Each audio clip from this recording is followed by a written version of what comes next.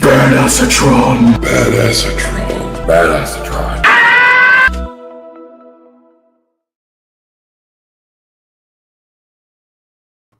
Welcome, dear students of the School of Athenia. This is your host and headmaster, Kid Catastrophe. We welcome you after a unforeseen winter break, and class is back in session. I would like to welcome you all to the 15th Chugcratic seminar, along with my hosts, the Dean of Critique, Runestone. I think I've gained a few grey hairs from reviewing Beast Wars Mutant Soundwave. The Dean of Fabrication, definitely not Char. I don't know about you, but I've had a very refreshing winter break. And the Dean of the Arts, ID Armed. Happy to be back, boys. So it's been about 2 months since our last episode about Transformers 1. If you haven't seen it, go check it out. We drive Runestone crazy. But today we are talking about something a bit more ephemeral. Today's episode will, of course, be about unreleased toys. But before we get on to that, would anyone like to talk about what they've done over the winter break? I have invested in Metal Cardbot Season 2. I have acquired my first figure from the line. His name is Glober, because he globes. It's very cool. He's gonna globe. He's gonna globe all over you. He looks like a robot Indiana Jones / Joseph Joestar old. So maybe he's a globe trotter? Yeah, well, it's weird because the way Korean works, I presume he could either have been translated as Glover or Glober, and they chose to translate it as Glober. I see. Which I am personally very happy about because Glober sounds much more funny than Glover. ID Armed, what about you? Oh man, I got a lot over the past 2 months. A lot of complete. Yeah, no, it's been like a lot of figures. I've been like waiting to finally get. Now have them. You know, I got MP44S, which is like probably the like literally me figure of all time, right? Yeah. I got that. I got like TR Triptychon, Unite Warriors, Superion Legends, Overlord. I got Micron Legends version of Demolisher. I got a vintage Armada Megatron. I think we might be getting a little ahead of ourselves. We might want to save that for recent purchases. Yes. It's been a busy couple months, but I'm planning on winding down anyway, so that's kind of compensating for the no toys for like the next 4 months that I'm about to kick off. All right. Well, Runestone, you mentioned you're reviewing Beast Wars Soundwave. How is that going for you? You should hopefully find out next Saturday. Ooh. Spicy.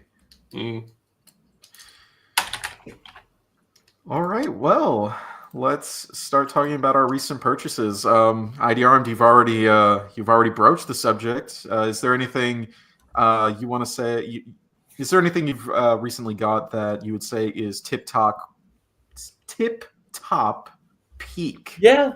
A lot of this, like I said, a lot of this stuff I got were like things. I guess holes in my collection, stuff. You know, whether it's like Chug or UT or whatnot. But there's one thing that's like I am still like freaking out that I have it in my home now, and that's Generation 1 Star Saber. Ooh. Not mint in box, but with the box, it's a little yellowed. I'm gonna have to figure out what to do about that once the weather gets better around here. And by better I mean just a little warmer.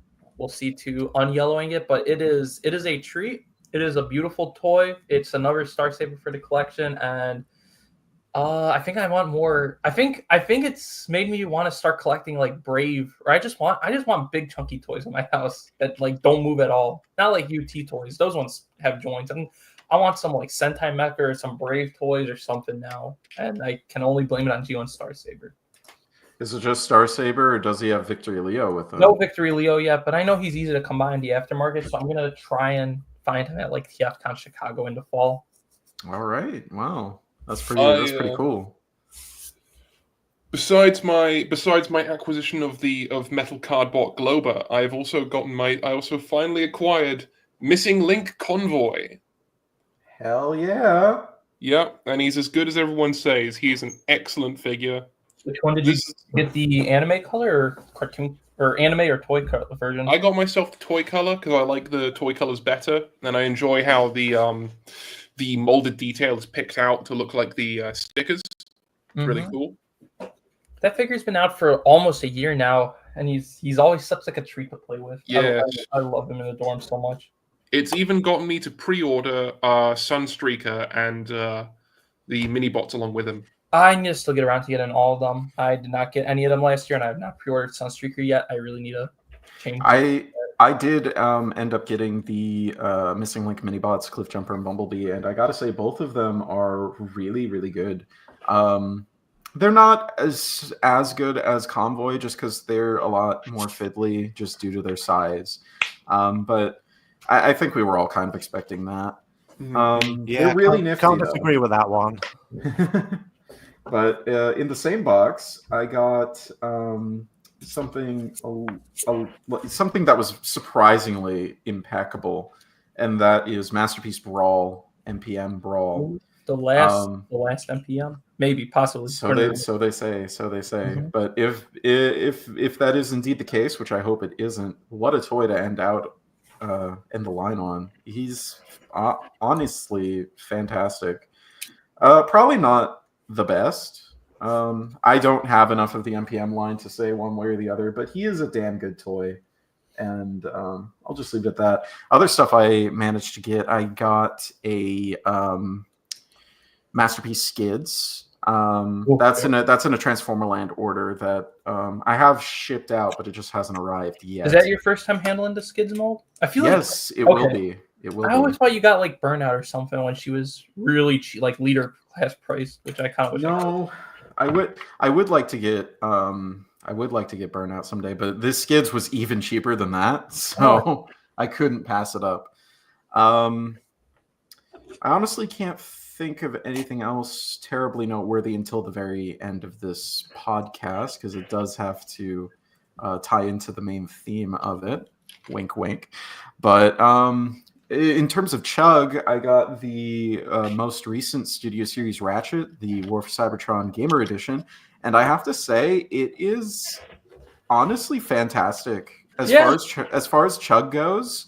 As far as like modern Chug goes, it's probably one of the best toys in the past 12 months. I think we talked about it actually when you got it in our little group chat, and I don't think he's still worth like Voyager price. I got him on sale for like the Lux price, but if we're talking on a sale price, he is really good, and I don't think it'll get me to buy more of the Gamer Edition stuff. War for Cybertron is not my thing.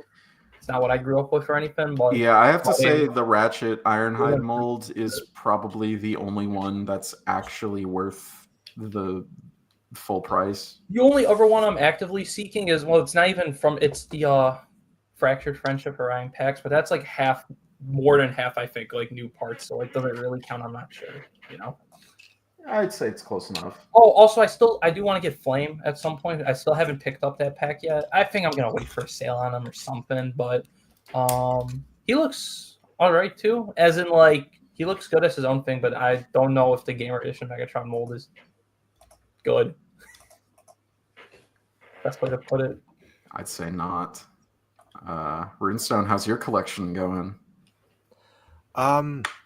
Well, I mean, I guess I'll talk about my purchases because it's not just toys. Because firstly, I have recently acquired the trade paperback for Skybound's Transformers comic series, Volume 1, which covers issues 1 through 6, with Volume 2 on its way to me right now. This means for those in the audience, check out our breakdown of issues 1 through 7 of Skybound. It's a fantastic comic series. I'm sorry, continue. This means that if we ever do another Skybound episode, I might actually be able to join that one. I do want to clarify that it is just the main series and not Void Rivals. I really hope I don't have to read any of that to understand what the hell's going on in the main series. So far, I can. You can rest assured that Void Rivals is almost completely separate from the rest. Except for like Jetfire appears in issue number 1, and like he wakes up, and that's how he shows up in Transformers number 1. Like that's literally it so far. But Void Rivals does have a lot of Transformers stuff in it, so you may have to go back and sail the high seas for those if you're not terribly interested in purchasing the paperbacks. But I will say that the G.I. Joe stuff is becoming more and more intertwined. I'm pretty sure G.I. Joe number 1 and Transformers number, I want to say 13, released on the same day. And there was an event that there was like a moment that happened simultaneously in both issues that are supposed to affect the stories going forward. I picked up Joe number 1 on a whim. I haven't read it yet, but it's the bit where something falls into the sea. Oh, okay. All right, I see. Yeah. But yeah, myself with Skybound, I'm a little behind. I still pick up the issues every month, 14, 15, 16.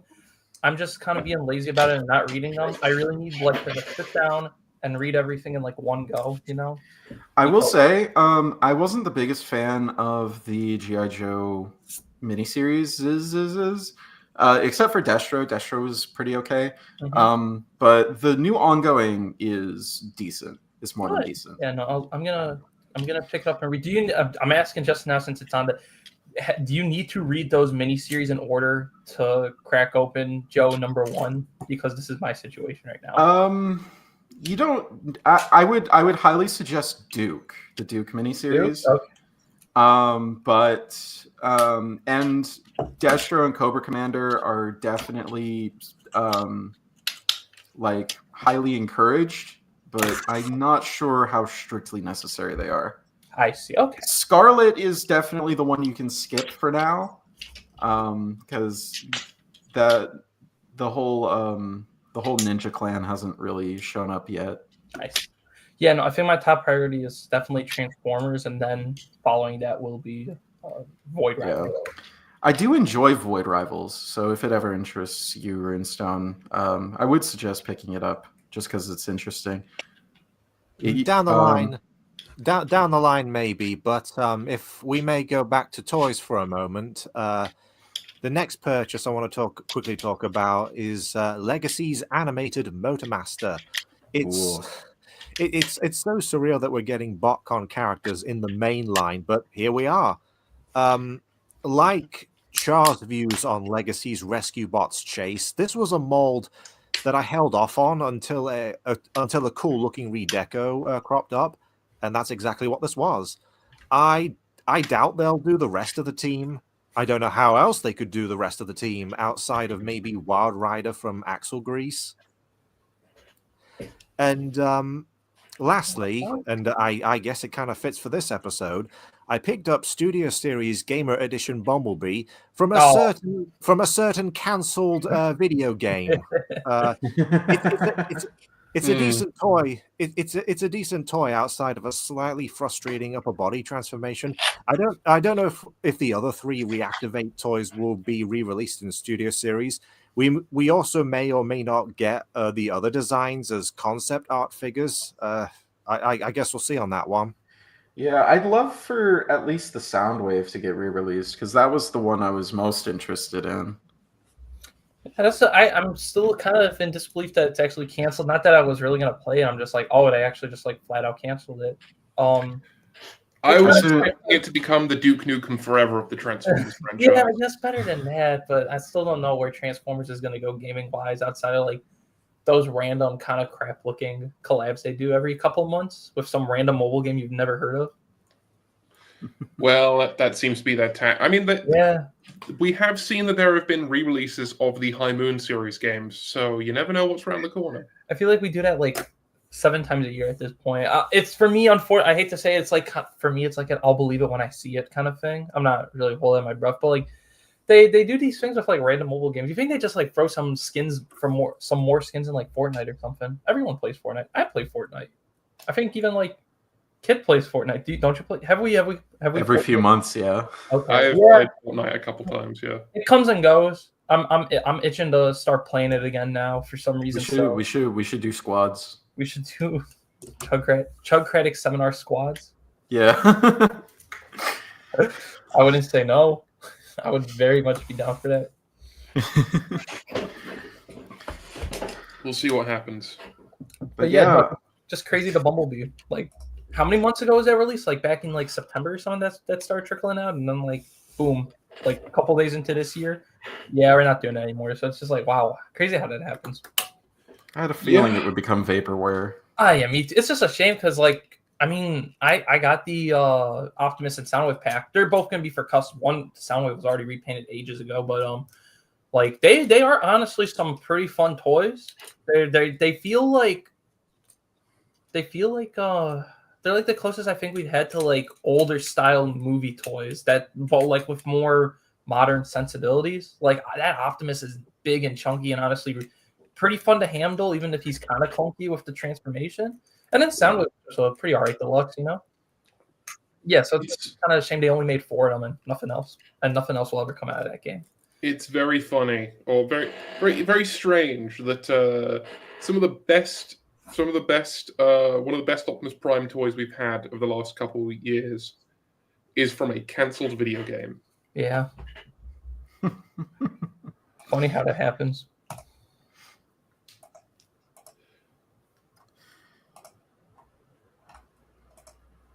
Well, if no one else has anything left to add, shall we move on to the Transformers deactivate? There, I said it. Yes, sir. I'm ready to go on to the main topic of the video. Unreleased toys. Today's topic, where we will discuss our the unreleased toys that are the most interesting to each of us. But the timing of this episode is pretty fortuitous because, as you can see from our thumbnail, one of them is coming back from the dead. There's always hope, people. There's always hope. I'm still in disbelief this is happening, and now we have it in like color and everything, and it's being solicited as a thing. That'll probably be up for pre-order this year. It's really unbelievable. Yeah, we just had to talk about this, and by extension, the original Generation 1 RC prototype in light of recent developments, because back in the day, they actually made that prototype of RC, presumably for the 1986 product range. It was based on early concept art and decorated in that weird orange and pink color scheme. Apparently, the prototype was made of foam. Personally, I think it looks like it's made of those fruit salad chewy sweets we have here in the UK. But oh yeah, as we all know, Generation 1 had an unfortunate attitude when it came to including female characters in its toy line. So no RC for us back then.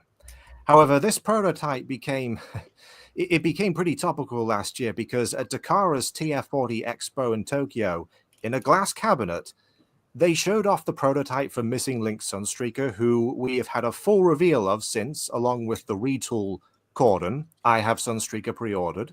I have both of them pre-ordered.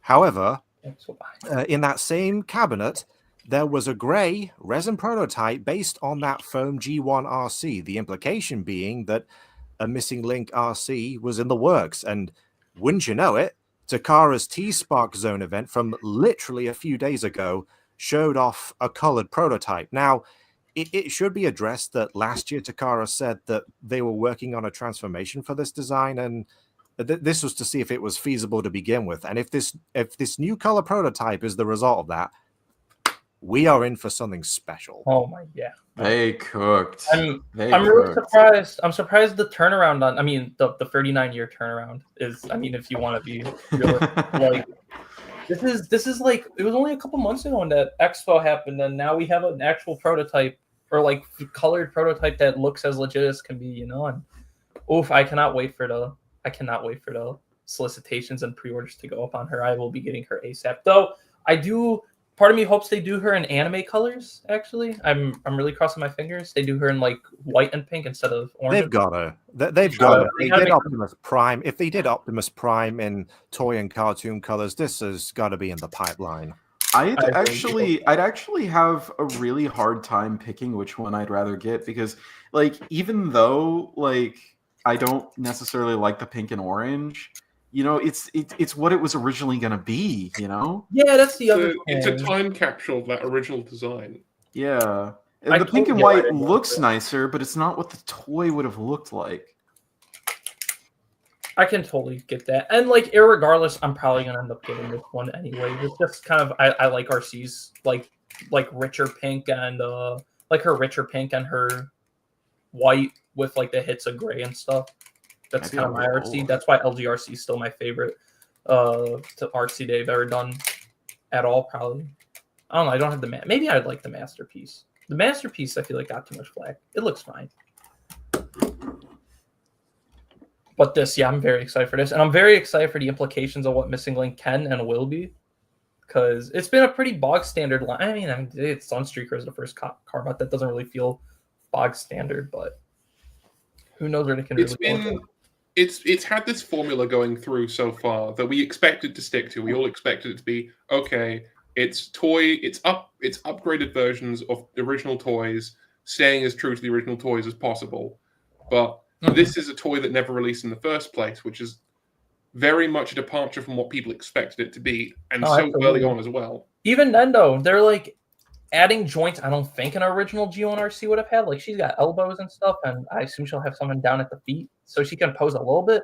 I still think having some posability in mind will still be a thing going through Missing Link, no matter what they end up doing with the line for the next however many releases.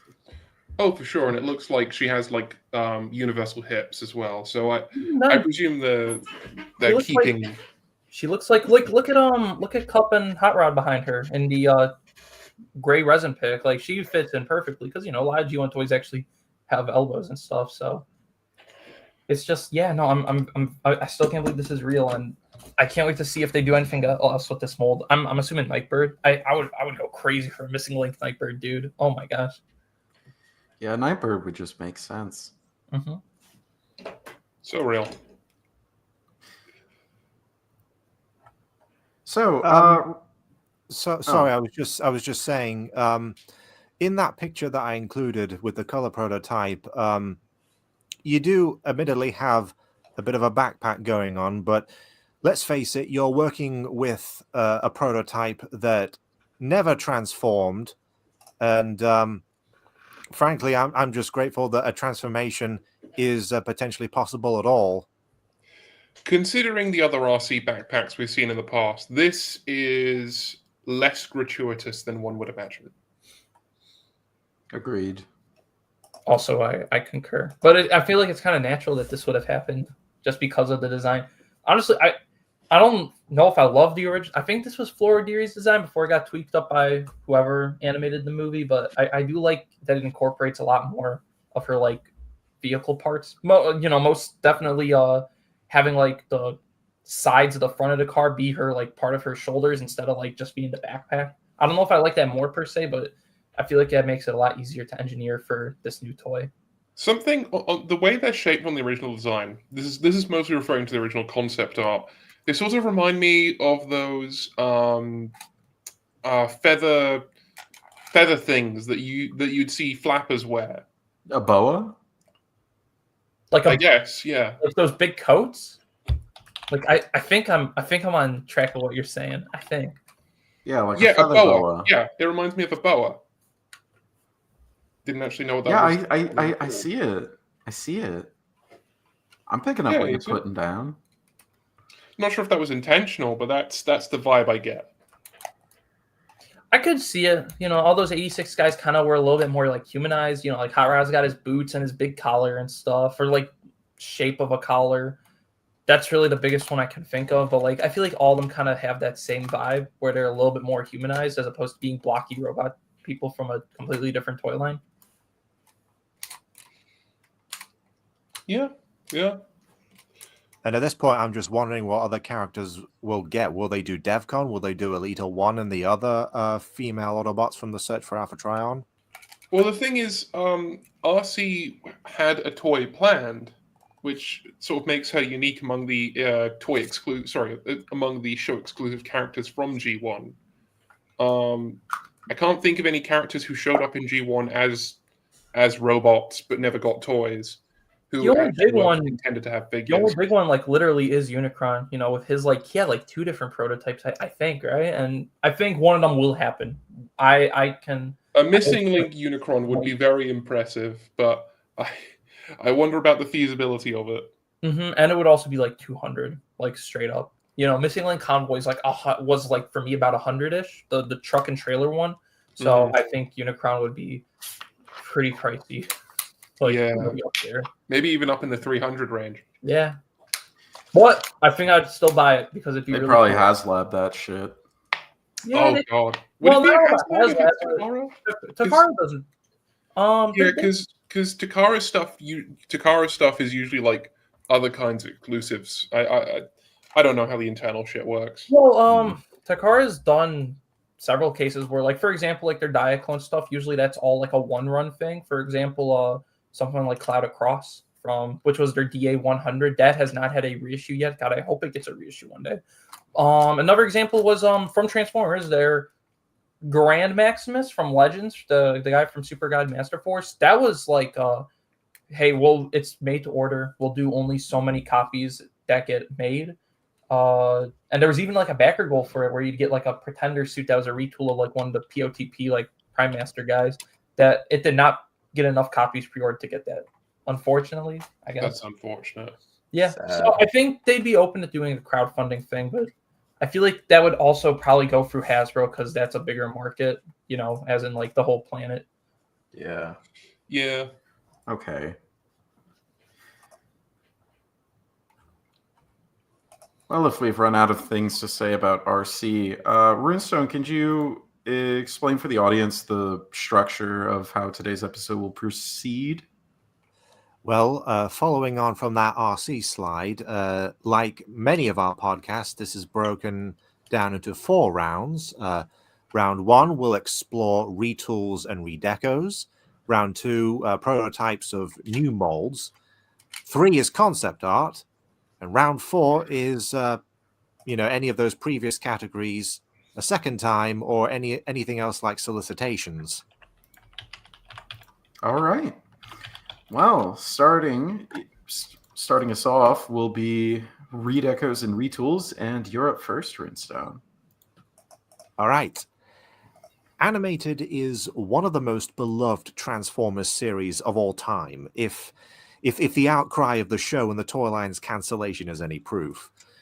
With the latter, some figures, though unreleased in Hasbro markets, were sold in Japan.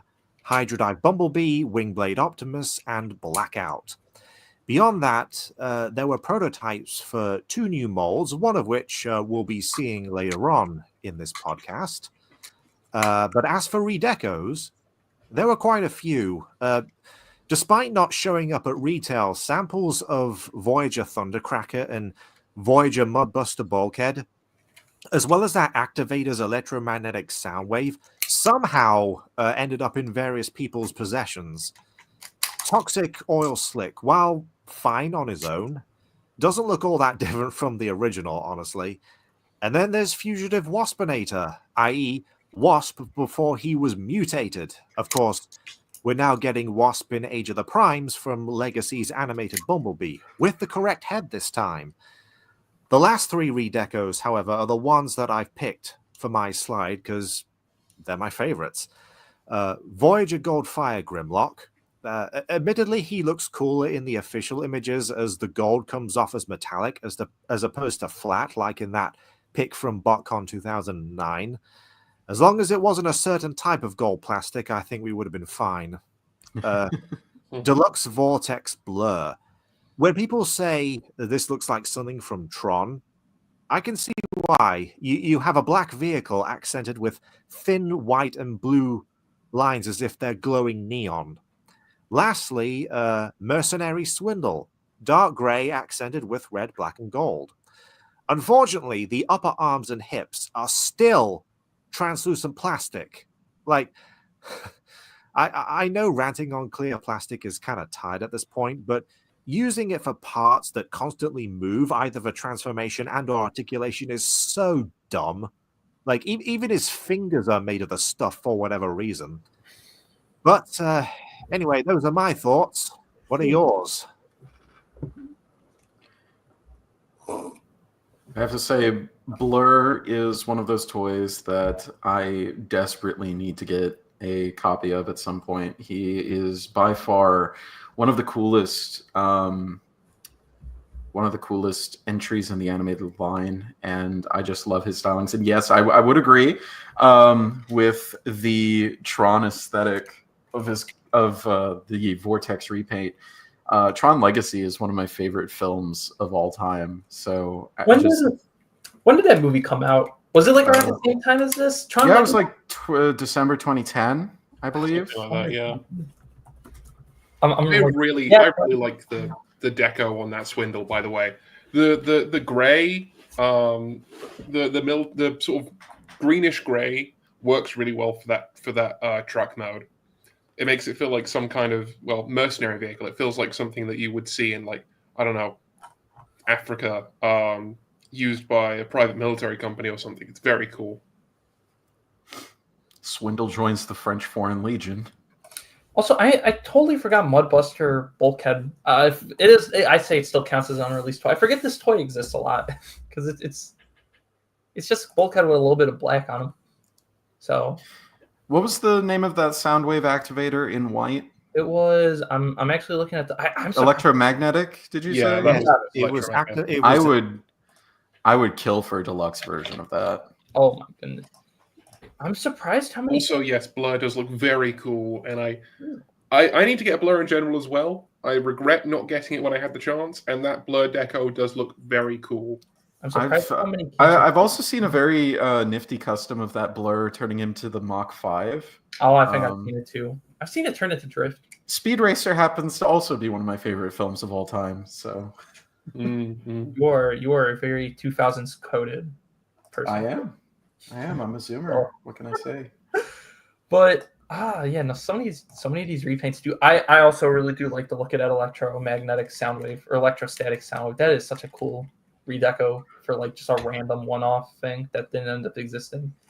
Fugitive Wasp is a cool thing to finally get in some shape or form. Like 15 years later, I'm pretty interested in getting him down the line.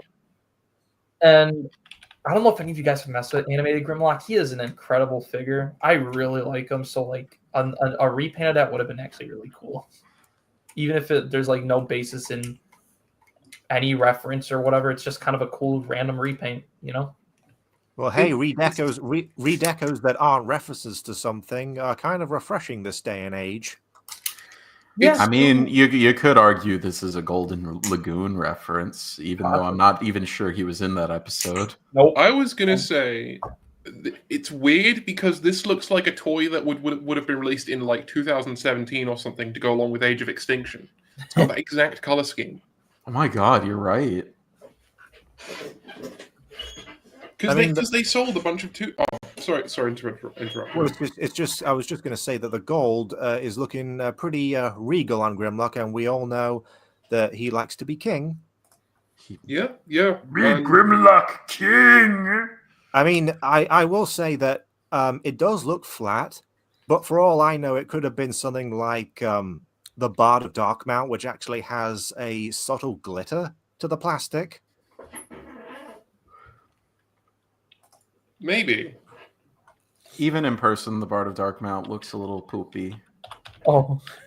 It doesn't help that he's like diarrhea brown and like bright green. I still love him though. I still love him. God, you know what? You know the Activators Grimlock that got a magma themed redeco? Imagine that on the Voyager. Oh, that would be sick. I think this mold would even sing in blue G2 colors. But honestly, any Grimlock would sing in blue. God, imagine the cancelled G2 deco on this one. Oh my god. Oh boy. I did a back in 2023, or maybe it was last year. It's the years kind of mix sometimes when it comes to my custom stuff. But I did a animated Beast Wars Megatron in like transmetal colors. That was fun. It's like I said, it's a good mold. I don't know if any of you other guys have messed with Grimlock. It's a great mold. It's a fantastic mold. Unfortunately, not in my. I've never had the pleasure. Yeah, if you get the chance to like I never had Snarl growing up, but I had Grimlock and Swoop, and both of them are they're treats. I don't really have much of a big animated collection in general. So No, Same. I I mean, need more animated stuff in my collection. I'm kind of just doing the legacy stuff, right? Which I think they're fun, but they're also not doing them like a lot. They're not doing like a lot of them. Like next year, we're only getting Waspinator from what it looks like, and that's it. And it's like, I kind of hope they pick up on that. But I could see myself hopping back in on the vintage. Oh, I don't want to say vintage. I really don't want to say that word right now. But, you got like 3 years until it counts as retro. Yeah. But yeah, good toyline. I'm just kind of sad these didn't come out, but it kind of makes. I don't know why do we know why none of these actually came out? Was it conflicting with another toy line or something? I think it was just the show was ending.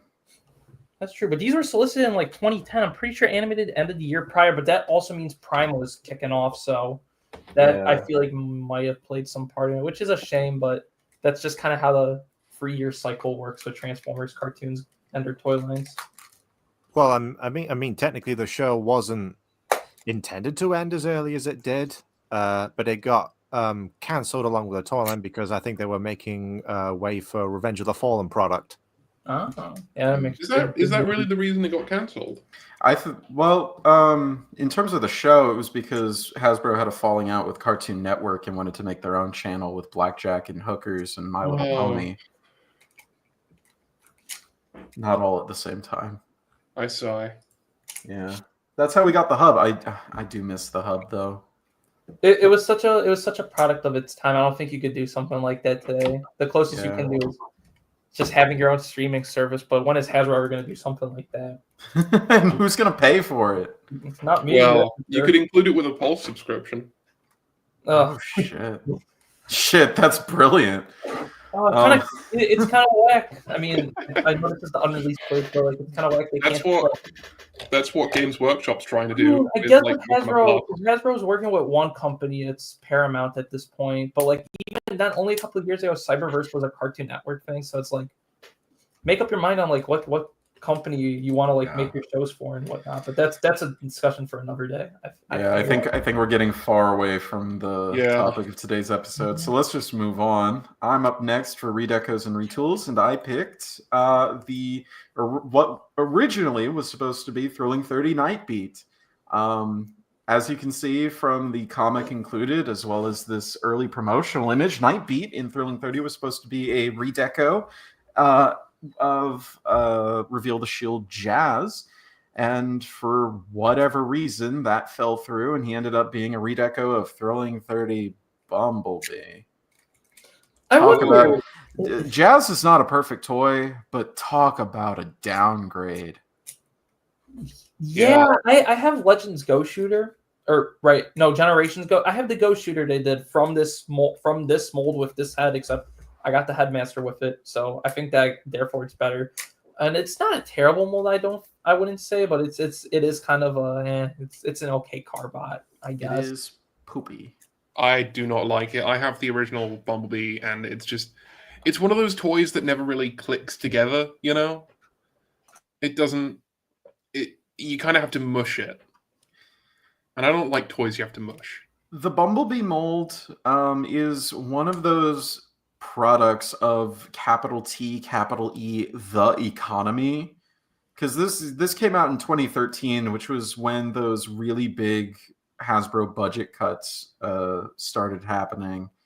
And a lot of the victims were like Fall of Cybertron toys, but you also saw it in the main generations. Well, I guess, in the line after that, Thrilling 30, the toys were smaller. They were a lot more hollow. Looking at you, Megatron, and this one just had all of those problems, and he just doesn't look any good in any way except from like the very front. And as you can sort of see in my image of Nightbeat, the yellow paint isn't even applied very thickly, so he just looks like green. Oof. It's gross. It is even worse in person. That's Also, just like the Nightbeat vibes aren't there, and this is why I don't like it when they do headmaster characters as like not headmasters. I.e., I don't dislike Legacy Minerva, but I've kind of like soured on her as time's gone on for like the same reasons as this. It very much is just like another character in these colors with a head that doesn't do the thing they're known for. And it's like, oh, that's nice. But talking about the planned redeco for Nightbeat, looking at the image, I believe that version replaces the flip-out speakers with spotlights, correct? Oh yeah, Indeed, those are completely different. I never actually caught that before. Huh? Huh. That is pretty cool, and it does go along with his detective theme as well pretty well. Yeah, no, that's completely true. Man, it's also interesting because it implies that the head and the speakers on the original Jazz were on the same sprue. I also wonder what the implication of this head even being. I wonder if this means that like Nightbeat was one of the spare heads they had, because like we know they had the wheelie head. That's how we got that GDO wheelie. But yeah, I do think that the Nightbeat version was not planned in advance like wheelie was. And yes, the head and the speakers are the same sprue. On Jazz, they're black, and on Nightbeat, they would have been both blue, so it works out. It's true. That planned Nightbeat feels very Generations GDO-ish itself. No, it really does. He looks like he would look very well with what that hotspot they did, that line. Oh, I love that hotspot. He would have looked great. Maybe I should commission you. I've been thinking, right? It's this figure, I knew it existed before I saw the slides for today's show, but I never assumed it would have been because of budget cuts. I always assumed maybe they lost them all, but that would have been wrong since they did that random SG stepper repaint at BoxCon 2015. So it definitely wasn't that. So I guess budget cuts would have been the reason, if there is any reason. Yeah, Jazz is significantly more beefy than the Bumblebee mold. Beefy, for sure. He's like filled with screws and stuff, which I feel like when a figure's got screws, that kind of indicates that they have a more stronger budget to work with, as opposed. Yeah. I don't want to say today's stuff are less budgeted inherently because they don't have less screws, but you see a lot more riveted pins more often, and I feel like that's probably just because it's easier to have the machine kind of just punch it down instead of someone manually screwing it in, But yeah, I guess I'll have to chalk it up to budget, which is unfortunate because, again, RTS Jazz, if you ask me personally, I think he's a great mold. So it's kind of a shame it didn't get another weird repaint, even though this mold has like 7 repaints or something like that. It's crazy, but another one would have been nice, Other than the chest not locking in place, it's a near perfect figure, I'd say. Yeah. It is a really cool one. It's very unfortunate that the automorph on mine is broken. Oh, that's a shame. That's such a great geared mechanism with like no springs or anything. It's literally just 2 gears moving each other along. I need to get another one at some point. I really do. It's like the best Jazz that we've gotten ever. Yeah. Pretty much. In my opinion, I like it more than the SS. I don't think you're gonna find many people that disagree with you. All right, moving on. Shar, you're up next. Right. So here we have the Transformers. I believe this was for Reveal the Shield in 2010. Blue Maximus and Crosshairs. I'll be honest with you, Crosshairs is kind of just along for the ride here. I am really disappointed that this Blue Maximus was not released. And the reason that I'm disappointed that this Blue Maximus was not released is because it would have made a fantastic, an excellent companion piece for another version of another deco of this mold, ROTF Dive Bomb, who is, of course, has his deco based on the Red Baron of the First World War. But what people don't know about what people don't know as much about the Red Baron is that he had a whole flying circus. The people who flew with him were all painted in these extravagant, bold color schemes, and this would have been a great example of that with Blue Maximus, with the what looks like leopard print on the fuselage, the black anti-glare stripe, the striping on the rear tailplane, all looks really nice. It would have been really cool to have alongside. Dive Bomb, and of course Ransack there as well, but it never happened, unfortunately. Crosshairs, I'll be honest, is a bit boring. He's just a SWAT van from another van, but he's grandfathered in. So I gotta say, one of my picks is also a Reveal the Shield figure, and it's like it's kind of a shame there were so many like of these fun Scout class redecos from like across UT and the movies, and I think they would have been really nice to just fill out shelves. But again, I think this was kind of a can do the circumstances. I'm gonna assume that Dark and the Moon was kind of ramping up. Yeah, stuff around the time. On the wiki it says that these were apparently cancelled to clear shelves for D2M products, which I can't really disagree with. And it's more than just that there was new. They were pushing like a brand new play scale with the Cyberverse stuff. This kind of would have. I feel like it would have conflicted with it in a marketing sense, because you would have had like a kid or a collector or the kid's parents being like, do I get them one kind of slightly bigger toy, or do I get the multiple smaller toys? I feel like there would have been some kind of discrepancy with which ones sold more or less. So ultimately, they probably just decided to can like these like Scout classes instead and just go all in on Cyberverse, which made sense since Prime was doing the exact same thing. It makes sense, but it was an absolute travesty because Scout class, in my opinion, was the best class of the RTF toy line. And the RTF toy line was an excellent toy line in of itself. Hear, hear. I concur. And since we brought up this 2-pack, what are your thoughts on Dry Dock versus Undertow? Yeah, I had to look up. I had to look up who they were. I also did as well. Muted. I knew they existed, but I've never seen their colors. And I gotta say, I really do like I really liked Dry Dock's colors. So yeah, Dry Dock looks like he would go well with like any version of Blades, whereas Undertow just looks like a slightly more muted Cybertron Short Round. It's the same palette, just grayer. Yeah, that's okay. It was the repaint of the Cybertron toy. It looks like it would have been in camo colors. I will say, Dry Dock being a missile carrying boat, a missile boat painted in like Red Cross colors is very funny to me. I guess he's Coast Guard or something. Yeah. It's an interesting one. I'm not sure how much. I'm not sure how good Undertow would. He could have been in. We've never seen color pictures of what Undertow was supposed to be, have we? No, we have. There's a render on TF Wiki. Yeah, I'll snip it real quick and just post it. Yeah. Just imagine Short Round, but duller. Yeah. That's really about it. Which I guess isn't bad per se. Oh yeah, this. Well, he's got like that. Better. Yeah, the one thing is he does have this camo scheme that could have been cool if they lent more into it. Maybe giving it like swamp camo, that would have been really cool on Undertow being a hovercraft. But yeah, this is just Short Round but muted. You're right. So not as much of a loss in my opinion.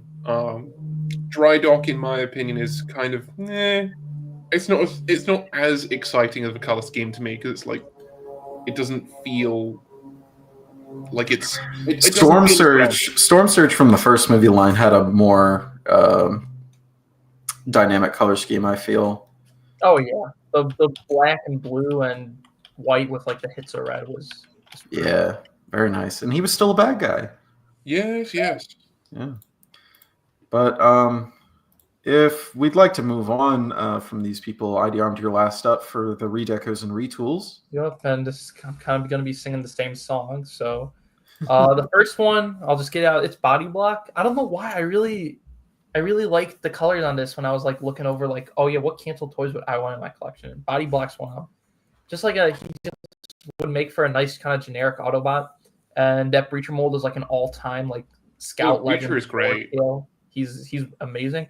But then this one doesn't get talked a lot because it was a poll from like a decade ago. But Takara did this one poll in one of their generations like magazine books or MOOCs, where they had their Japanese audience like fan poll like 10 different repaints that they whipped up.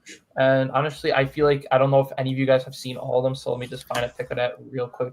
I have. I just don't remember all of them. I know they had all of the Omnibots, and I can. all the Omnibots for some reason, and like I've got. Sorry, just saying. I've got the page up. I can list them for you right now. The winning vote was Go Shooter, which I think ID you brought up a moment ago. I do own him. Alpha Trion from Generation Scourge. Silverbolt right there is from Prime Beast Hunters Grimwing. He came in third place. A black version of Drift from the Generations toy. The Fallen from Fall of Cybertron Onslaught. That would have been a funny one, because then you could make Bruticus with the Fallen for his chest. Give him heartburn. Sunstreaker Police type, which is presumably Corden before that name came about. Generation 2 Smokescreen from Universe 2008 Smokescreen. And then, like you said, the 3 Omnibots, which were Overdrive from Universe Silver Streak, Camshaft from Generations Wheeljack, and Downshift from Universe Ironhide. And I'm pretty sure in Japan, Camshaft and Downshift's names are switched for whatever They are, reason. yes. Right. I would have liked these, but I feel like they if they were going to do those, they should have done them as a set. Yeah. You can't have one without the other two, really. It's just like ultimately, I can't be surprised that Go Shooter won. You got a guy from a show from your home country, like, and everything. Getting the chance to get a new toy of him, even if it's just a repaint. Although, funny enough, the concept, or like the concept custom, I guess we'll call it, has him with a silver Bumblebee head, which is really interesting.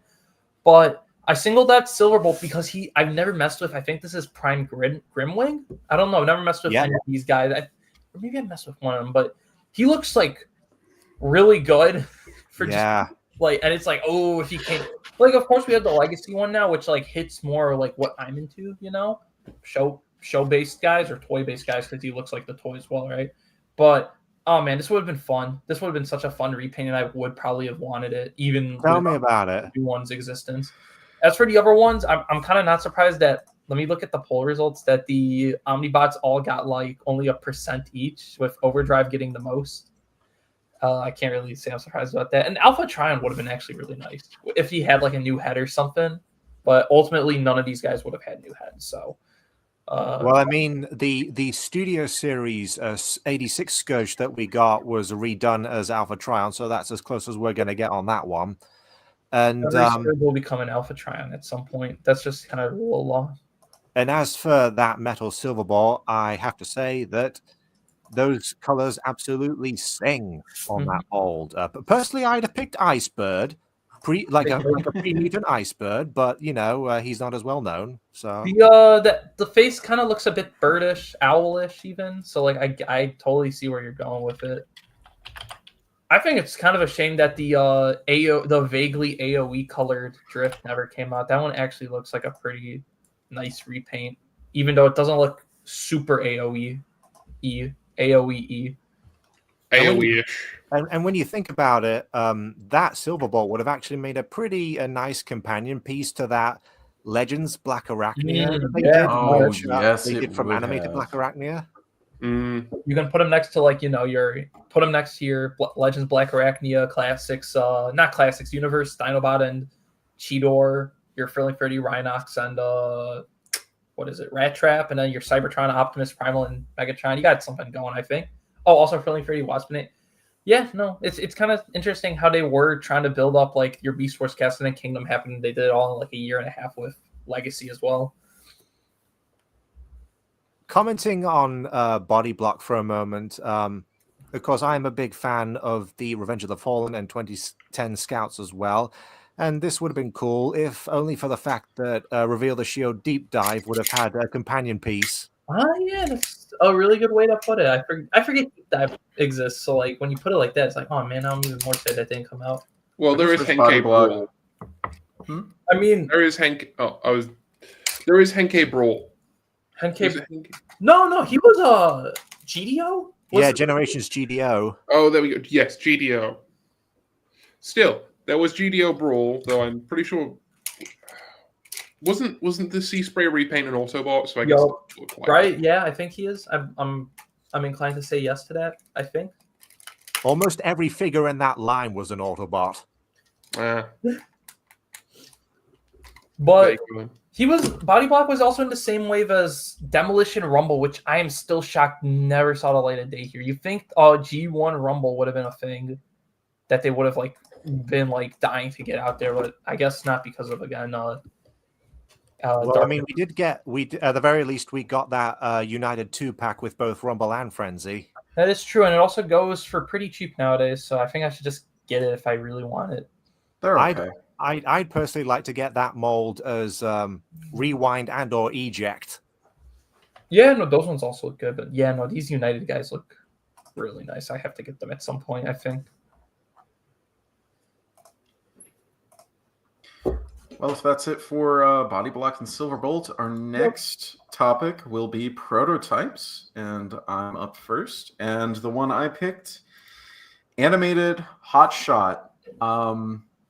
This was one of those figures that was designed right at the tail end of the line when it was unfortunately canceled. And honestly, I'm honestly surprised none of y'all picked Marauder Megatron. Because I thought that would have been an obvious choice for this podcast. Well, I mean, if we ever do a sequel episode, there's always a chance. So I just picked Hot Shot because, I mean, look at him. He looks so nice. He's very curvy, very round, and he seems to have a very well thought out transformation, which is pretty rare for Hot Shots. Yeah. I don't even dislike Legacy or anything. I think he's just at best.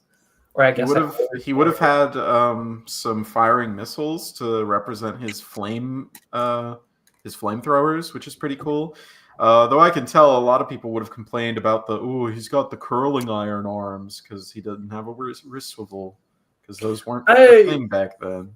I will never understand that complaint for animated guys because that's kind of their aesthetic. Well, curling guys, I get the articulation joint, but it's kind of part of their style to have the curved elements to them. So yeah, I would have been fine with it. But yeah, no, this Hot Shot's always this specific Hot Shot style of design, Armada, this and whatnot. They going off of Armada's toys, they usually seem to have some kind of issue. But this one, I don't know how to explain it, but he's perfected it. Even if it's not, of course, 1-to-1, but the vibe is immaculate. And I'm really sad that it never came out too, because oof. Yeah, it's a shame. I really like his car mode as well. It's a nice round car. I'm surprised how Earth-esque it is, because I wonder if that means he would have showed up in season 4 in some capacity with an Earth mode and stuff. Well, I think a lot of them were supposed to. It's like how Blackout was supposed to appear on Earth. Mm-hmm, that's why his toy looks like that. Yeah, and whatnot. As well as Oil Slick. Yeah, I love the hand cannons. I don't know what you would call them, but his cannons on the arms. I'm surprised they're not flaming missiles, but I just didn't think they molded them in red just for the prototype. Oh, I meant shape wise. I'm surprised they didn't just flames, but I think it works either way. And yeah, that car mode looks really nice now that I'm staring at it. It's a very pleasant looking car mode, and still even got the bifurcated spoiler. I think that's the right word, where you could pretend there's enough space for a mini con to go, even though they weren't in this toy line. Yeah. It looks like the kind of sports car a 16-year-old would get as their first car. You know what I mean? No, I could see it. But yeah, it looks like the kind of sports car a 16-year-old would want as their first car. It probably just ended up with some kind of sedan or something instead, just speaking. Yeah, in this economy. In this economy. But yeah, no, it's this, and I mean, I guess we can talk about Marauder Megatron real quick. It was these two. I don't think there was anything additional. It was just this and Marauder Megatron that had known, in development prototypes, and it's a shame neither of them came out because they both looked really good, especially Marauder Megatron. I mean, we have Bumblebee movie Megatron, who's in the spirit of it, but I don't know about those alt modes. Yeah. I do wish to bring up that on a technicality, an Earth mode toy for Ironhide was planned, and they used Deluxe Sentinel Prime as the basis for that. Really? I didn't actually. I know he had an Earth mode design, but I always forget if it's like actually Sentinels or just looks like it. I think it's featured in the Allspark Almanac. I see them. It looks it because the thing is they sort of reference the G1 toy where like the windscreen comes up over his face. So one would have imagined it would have been its own mold, though I guess, budgeting and all that. But I'm surprised they went with using Sentinel as a base rather than Ratchet, which you would imagine is the obvious choice. Seeing it, I know that is definitely not 1-to-1, but I could have seen some kind of retool, and also that little face shield thing would have been very, that's such a cool look. It is. It's very cool.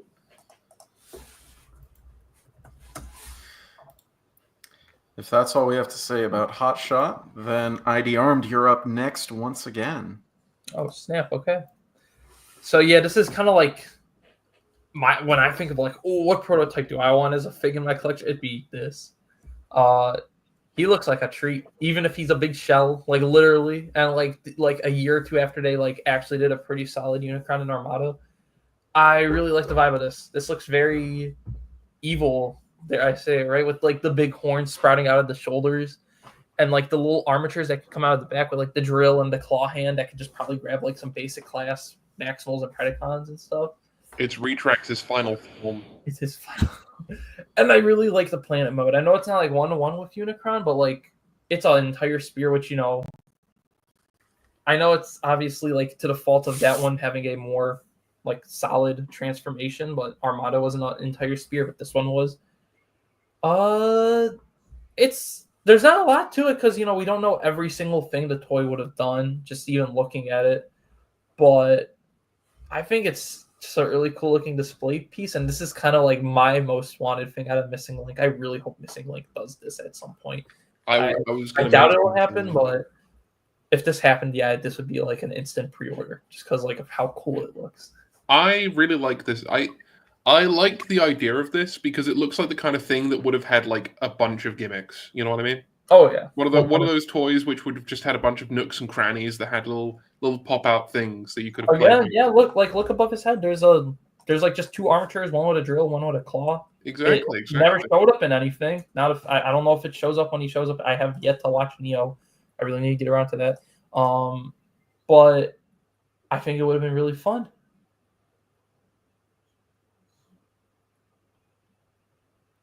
It's crazy. Also, the picture on the left, that's also from TF, the TF Expo in China that happened like last month where they revealed Age of the Primes, and I still can't believe they have it lying around, and it makes me kind of optimistic that one day it'll be reused for something, or it'll be used as the basis for a Missing Link Neo Unicron, but we'll see. It's just a shame that it is falling apart. Like you can see, like there's a whole chunk of horn just gone, which is and it looks like one of the hemispheres of the planet mode's fallen off as well. Mm-hmm. Yeah, he would have been huge. According to TF Wiki, he is the size of like Optimal Optimus, which I've seen Optimal Optimus. He's not like the biggest thing ever, but like he's got presence, which I think for like Unicron and Primus that kind of matters more than inherent size. Well, yeah, you're never gonna get true scale, are you?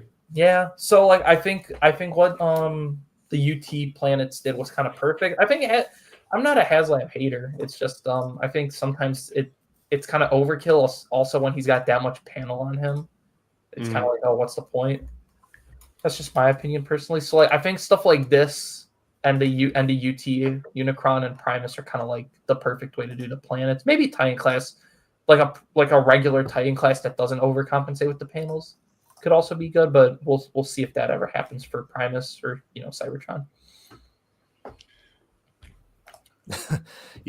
Char, it's funny that you brought up Retracts because a planned retool of that toy was no joke, titled Unicron Subordinate. Really? No, I didn't realize. Really? I thought I don't know if that'll pop up later. I thought that was just like a check on TF Wiki. Literally type in Unicron Subordinate on TF Wiki and you'll find it. I always thought that was supposed to be like Transmetal retracts. But Unicron subordinate. There we go. Oh man, this would have been so cool now that I'm seeing it. Oh wow! Like or like Look at his head. I always thought this was just a retracts as a transmetal, which I'm really surprised about. But yeah, I really wish this happened, man. What a shame. This would have been such a fun random thing to do in Neo. Mm-hmm. But yeah, I can't add too much to this Unicron. It's kind of cool in its own way, but I think I'm satisfied with the Unicron that we got in Armada. Still hunting for the Energon redeco. Same here. Well, if that's it for Beast Wars Neo Unicron, then Runestone, you're up next. I've actually never seen pictures of this one before. Ooh, this is I'm with Kill this one. First time for everything. So, Transformers, Alternators, and Binaltech were all about brand new toys of Generation 1 characters that transformed into 1/24 scale cars from real-life manufacturers, Subaru, Dodge, Ford, Honda, and so forth. However, the concept was to go even further in that the characters would transform into the same brand of car as they did in the Generation 1 toy line. Even though I think the only character that really followed through on that in the end was Trax, who was different versions of the Chevrolet Corvette in each toy line. And even that almost didn't happen because, long story short, licensing had gotten a lot stricter at that point. It's no different today. Like, Takara have it somewhat easier, it seems, but in Hasbro markets, it's hell. Further proof of the original concept can be seen in one of the first alternators planned, a version of Jazz that transformed into a Porsche. Only this was the 986 Boxster instead of the 935 Turbo. They made a prototype which was showcased at BotCon 2007. Although these pics are scanned from the Japanese book, the Transformers, Binaltech, and TF Collection Complete Guide. Of course, if you're at all familiar with Transformers, you've likely heard that for the longest time, Porsche have not been too kind to this franchise, citing Transformers as war machines that don't represent the lifestyle or ideas that Porsche stand for. Whether or not you agree with that sentiment, it's why we never got this toy, and as of this podcast, Masterpiece Jazz has yet to happen. Of course, we've had Rise of the Beast Mirage since then, so things might be looking up. I'm happy with the Alternators Jazz or Meister that we got from the Mazda RX-8. That said, this design I still think looks pretty cool. Like, most of the hallmarks of the character are there, save for the decal, since they weren't on the real-life model, I imagine. Also, the feet look like they're misaligned with the rest of the leg, but still, I'd buy it. No, this is my first time seeing this, and I'm like, oh, what a shame this didn't happen. I, for one, am glad that Porsche is like, but I don't know if they're even fully buddy-buddy with Hasbro and Takara, but I'm glad they're open to doing stuff like this. Fingers crossed for an MPG Jazz, but this would have been cool. I'm always surprised when I learn new things about alternators and Binaltech. It never struck me as like a mainline thing. I don't know if it was considered like a mainline back in 03. You know, I was like a baby, a toddler, right? But you know, stuff like this, the Megatron, I don't know if the Megatron was a prank that Aaron Archer did, but like the fact they had like a whole sketched out like tank Megatron and like the Bumblebee, and it's like, it's like, wow, they really put their all into this line. It's a shame because like it's such a cool concept to have guys turn into realistic cars again, which, as we all know, doesn't happen all too much nowadays outside of Studio Series.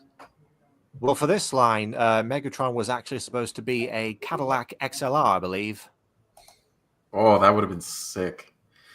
But I definitely think that the choice to turn Bumblebee into a Chevrolet Camaro way back in 2006 is the reason why Porsche is finally coming back to Hasbro, because, you know, Bumblebee had all that exposure. Be like, oh, all the kids love Bumblebee. Bumblebee's a good guy. He turns into this highly marketable sports car, and you know, the Transformers fans have been clamoring for him to be a Volkswagen again, and you know, Hasbro's like, okay, there's a market for Volkswagen Bumblebee. Let's talk to Volkswagen. Volkswagen's like, okay, I guess I guess everyone likes Bumblebee.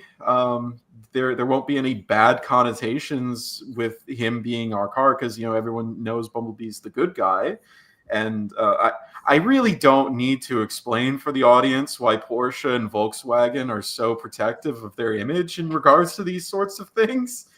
But having Bumblebee become a Volkswagen Beetle on the big screen again is probably what gave Porsche the green light to be like, okay, let's start working with Hasbro again. They can use our cars, but they can only be for the good guys. That's just what I'm assuming is going on behind the scenes. I should probably explain that Volkswagen and Porsche are sort of like owners of each other in a way. What? So yeah, Volkswagen, the car mark, is owned by Porsche, and Porsche is part of the Volkswagen Group. So they're essentially the same. They're essentially one big organization. So like, if Volkswagen does one thing, you can expect Porsche to like be open to it eventually. So, but this toy looks. It definitely looks like jazz. It's very stylish. I don't like the very empty forearms, but it is a very interesting alternator. It's very different from most of the rest. Very skinny, very sleek. Garrett in the chat asks, where does Audi go into this? They're basically Audi's part of it as well, but Audi don't really have the same qualms that Porsche and Volkswagen do, even though they were, a German state-owned company in the 1930s. Mm-hmm. But they were more than happy to lend one of their cars to be a bad guy in Revenge of the Fallen.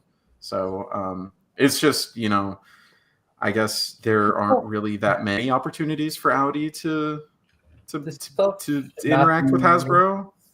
This stuff should not be as confusing as it is sometimes. Well, yeah. If you look up the founder of Porsche, Hermann Porsche, you'll find Funny Mustache Man on his page. So, yeah, they're very protective of their image. But going back to this toy, it definitely needs like one or two more passes, but there's definitely a good foundation for a really solid toy in there. I mean, it does. It has the trademark alternators jank. Yeah, but those hollow forearms are kind of unforgivable. Yeah. And it looks like the way they work is that the biceps fold into the forearms, so it's not the kind of thing you can really hide with panels, unless you had the panels like fold out to the side, I guess. Yeah, that's true, but that's like I would never expect that on a toy from like almost 25 years ago. That's like some masterpiece stuff, you know what I mean? Where you have panels within panels. Well, Maybe. I mean, it's a prototype, so there could have been some final. Oh yeah, they would have ironed out the kinks in some way, I'm sure. But man, now I see this and I'm like, man, I like Sunbow Jazz and stuff, but I kind of don't like it when he's like the default. I like my Jazz with door wings and the tires on the shoulders and stuff like that. Here. That's just me. Again, I hope I doubt it because cartoon accuracy, but I would really love if MPG Jazz is like toy accurate. It's like unlikely. Yeah, very unlikely. Still would probably be a good toy though, but we'll see. That's for another day. Another thing. So go on. Maybe they'll do a missing link Jazz to whet all of our appetites. Please. I would be there day one. Oh my god. Surely. Takara can work some magic with like getting companies on, except the Sunstreaker. I still can't believe that's an unlicensed thing, but still looks pretty great. So I don't care. Which is weird. I thought they had a pretty good relationship with Lamborghini. I think it's probably because it's different. Like Sunstreaker's car mode is different. Oh yeah, because Masterpiece Sunstreaker still had the option to turn into like a stock Lambo. I actually got Spin Out just a couple days ago in the mail. Fantastic figure, by the way. But yeah, like I'm pretty sure it was like, hey, you got to make this turn into a quote unquote realistic Lambo, or we're not giving you the license. So that's how they like got the whole flip in the back half around to like reveal the booster or hide it away. And I think it was a great compromise, but I don't think you could do that on Missing Link. And I feel like you'd be losing the plot at that point. Yeah. Still, I expect Sideswipe wouldn't have any issues. Yeah. One more thing about this, Jazz, is that if you look up the pictures of this prototype that were taken at BotCon, next to it you'll find a deluxe-sized, well, for the time, alternator's smoke screen. Yeah, that was a very weird route for them to go down. I wonder, like, were they always planning to try out a smaller size? Were there supposed to be size classes, or? I mean, the question. I guess they would be about, scale classes, huh? I mean, the question is like, because it looked like it had the same engineering. If it's the same one I'm thinking of, why? The question is then, why would someone buy a 1 something scale when they can buy the smaller scale and it's got the same engineering and it does all the same stuff, and it probably costs less. Unless they, of course, had an existing collection of cars in a specific scale. But now we're getting to really niche markets. Mm-hmm. Yeah, I guess it's no big surprise it was canceled in the end. Yeah. Maybe it was just a proof of concept to show that they could do it if they needed to. Maybe. At any rate, as far as prototypes go, Char, you are the last one. Right. This one seems to be a little controversial. This figure was revealed to us in 2018 at, I believe, was it Wonderfest? I think it was Wonderfest in Japan. I might be wrong. And this was revealed at the same show where they revealed Siege Jetfire, I believe, alongside a prototype for a Star Convoy repaint / retool of Power of the Prime's Optimus Prime. This figure was meant to be, obviously, Armada Prime, and this was before anything we'd seen of Legacy. This was the first time we'd ever seen any sort of update of Armada Prime, and people were really excited for it, myself included. Yeah. Holy, this was crazy, man. And this figure has seen quite a bit of controversy. It's been asked about a lot of times. I believe, was it Mark Mayer who made a post about it? I don't know. I don't know. But it has been claimed that this toy was unable to that this prototype was unable to transform, because from an interview from one of the toy designers, from one of the Hasbro toy designers, who spoke to the Takara team after asking about this. But the thing is, we can see on this toy that it appeared to have the engineering necessary to transform. We can see all of these joints. We can see, if you look closely on the 2 robot mode pictures that we have on each side, you can see the pelvis is splitting apart slightly. So it's clear the joints were there. And you can even see on the back of the shins, we have the super mode fists tucked away. My theory is that this toy had all of the engineering necessary, at least for the robot itself, to turn into the torso. But it was a resin prototype, so it was too fragile to transform without risking breaking. And I suppose it's quite likely that they didn't have the trailer designed yet to show off besides it, which is what I think explains why the Takara designs were saying that it was unable to combine, that it wasn't able to do that. My conspiracy about this toy, I have a couple conspiracies. One of them, I think, is this was one of the very, very early examples of the T-Spark line. I think that it could be likely that this was among the other toys that were going to be released in T-Spark before T-Spark even had the name T-Spark. Can you explain what T-Spark is? T-Spark is the line of toys that Takara is doing right now of their various IPs, Transformers and Zoids mostly. It is basically like a collector-based initiative, which also features like a lot of collaborations. So, for example, like Diaclone is now being released under the T-Spark brand. A lot of more collector-oriented Zoid stuff is also being done under that. Obviously, MPG is also being done under that, along with Adam's Machina, which is just like that IDW Hot Rod and Call of Primitives Predaking that we just saw like a couple days ago. Gotcha. And also like, any collab stuff on Takara's part, like the Godzilla Transformers crossover that looks kind of that's also through T-Spark. It's just a branding name, you know. I have that Lyle Convoy redeco on pre-order. That is also part of it. I have the MPM Bumblebee on pre-order. It's just like I said, it's just a catch-all for like anything that can't fit under like Chug. Yeah, that's basically it's just like anything that's not Chug or cartoon tie-in stuff. Gotcha. Well, Okay. it's mostly Japanese exclusive stuff, or at least stuff that's handled mostly by Takara. I think the T-Spark stuff is all stuff that's handled primarily by Takara. 100% Takara. So, Char, I know everyone's already thinking this question. We just got a Chug version of Armada Optimus Prime in Legacy Evolution.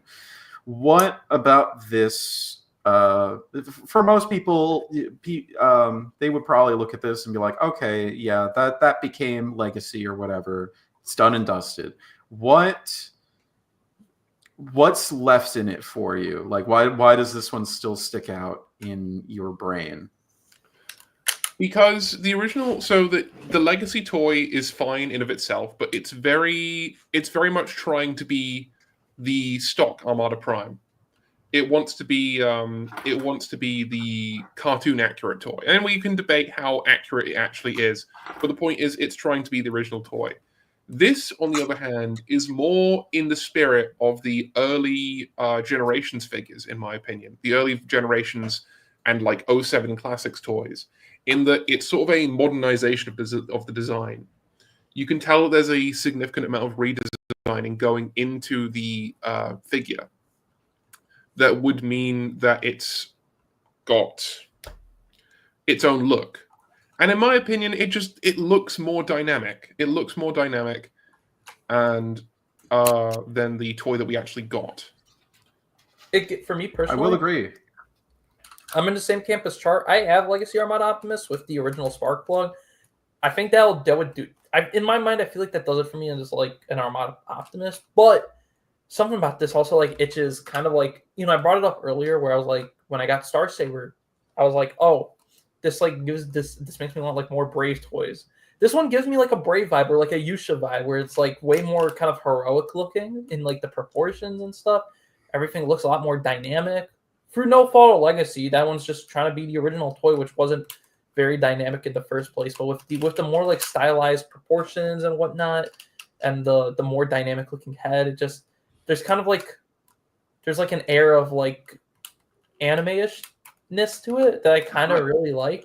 I get what you're saying totally. It does feel more anime. It feels like almost Studio Trigger, you know? Yeah, like I could see this guy like getting like a promotional like 1 minute promo video from like Trigger or some other big anime studio, just like going around shooting people transform and looking pretty sharp and dynamic, and then at the very end it shows you the figure and how much it is, and you're like, oh, I want that. That's the vibe this figure gives me. And also it's kind of like knowing that there is more to it, but not knowing exactly what with the super mode fists being there, and it's like I want to see what else they were gonna do with this. One wonders what lays behind that chest piece. If you flipped it up, if you flipped it up, would there be a head sculpt hiding back there that we never got? It's like it's a culmination of it like being something you aesthetically jive with, but also there's still an air of mystery behind it that you want to uncover. That's really what's going on with this. Absolutely. They did say that they lost the prototype for this, which is unfortunate. I don't know what they mean by lost the prototype. That's considering they still have Beast Wars Neo Unicron laying around. That's actually really surprising to me. But it's not outside the realm of possibility. I don't know if they said anything about the CAD files. I don't know if there's any hope for this in T-Spark. I've kind of given up hoping. It's been what? Almost it's been half a decade now. More than. It's been 7 years. I don't think it's happening. I remember it like it was yesterday. Yeah. Yeah, this prototype is like 5 years old, by the way. That's crazy. It's more than 5 years old, dude. More? That 7 Star years old. Convoy. That Star Convoy is like from 2021, I think. No, so... it came out in like 2018. What? No way. Hold on. I gotta. Yeah, dude. Hold on. When did Generation Select Star Convoy come out? Also, wow, just slightly on topic. I'm so glad I never got that Star Convoy. In light of the new one. Yeah. But wait, I gotta, because again, like time goes way too fast sometimes. Because what do you mean the Generations Selects or Generations Japan? No, Generation Selects. Hold on. Scroll down. Come on, don't tell me this toy is already like over a half a decade old. No way. It is. Yep. Fuck. September 2019. Oh my. We've lived. Oh my goodness. No, man, that's crazy. I'm not even sure we knew each other back then. No, definitely. Oh my god. Yeah. Dude. So you can see why I've kind of given up hope. Yeah. My incredible hope is that it could be released as part of T-Spark, but I highly doubt it. I mean, I think that's honestly a very, again, like Adam's Machina is doing a Predator King, and sure, it's like this would ultimately, I think, be still pretty similar to Legacy's Armada Optimus in terms of like just its purpose. But like, I mean, again, Adam's Machina is doing a Predator King, and that's like, it's just another. It's a pretty it's kind of a bog standard G1 Predator King, but I mean, it's still distinct enough from Power to Primes. Which, to be fair, Power to Primes is like an 8-year-old toy now. But still, like, it's doing its own thing, and like they can coexist. So I'm sure the same thing could hypothetically happen. One of the reasons this never got released, according to Kara, was because they couldn't find a line to release it under. That's true. So maybe T-Spark could be the umbrella for it. But it's a very interesting Predator King because like the individual guys I feel like are kind of gimped. They're weirdly hollow in some areas and whatnot, but then like the combiner looks pretty incredible. So I think you could tell where the team was kind of leaning towards with that Predator King. But I don't mind the individual bolt personally. I think they look all right. But yeah, that combined mode looks really cool. The point is, like, Adam's Machina is open to doing, I guess, more relatively simplistic stuff, like more than that $200 Rodimus. So really, I could see them doing Optimus here one day or Convoy, whichever they call it. And I still think the dream's alive, even though it's been like 7 years. I don't know. I'm not sure if I can. I don't know if I can huff that weapons grade copium personally. At any rate, this would wrap up the prototype section, and we shall move on to concept artwork. Up first, ID Armed. All right. So this is kind of a broad topic because I couldn't find that many other images of this stuff, but back in like 88, 89, they were just like shooting out ideas for like what Pretenders should and could be. This is the one that I most distinctly remember because I think it's a Transformers Raw who's a guy who like compiles all kinds of like information from across the franchise, right? And like keeps them on his website. And this is like such a weirdly like interesting thing that I really wish happened.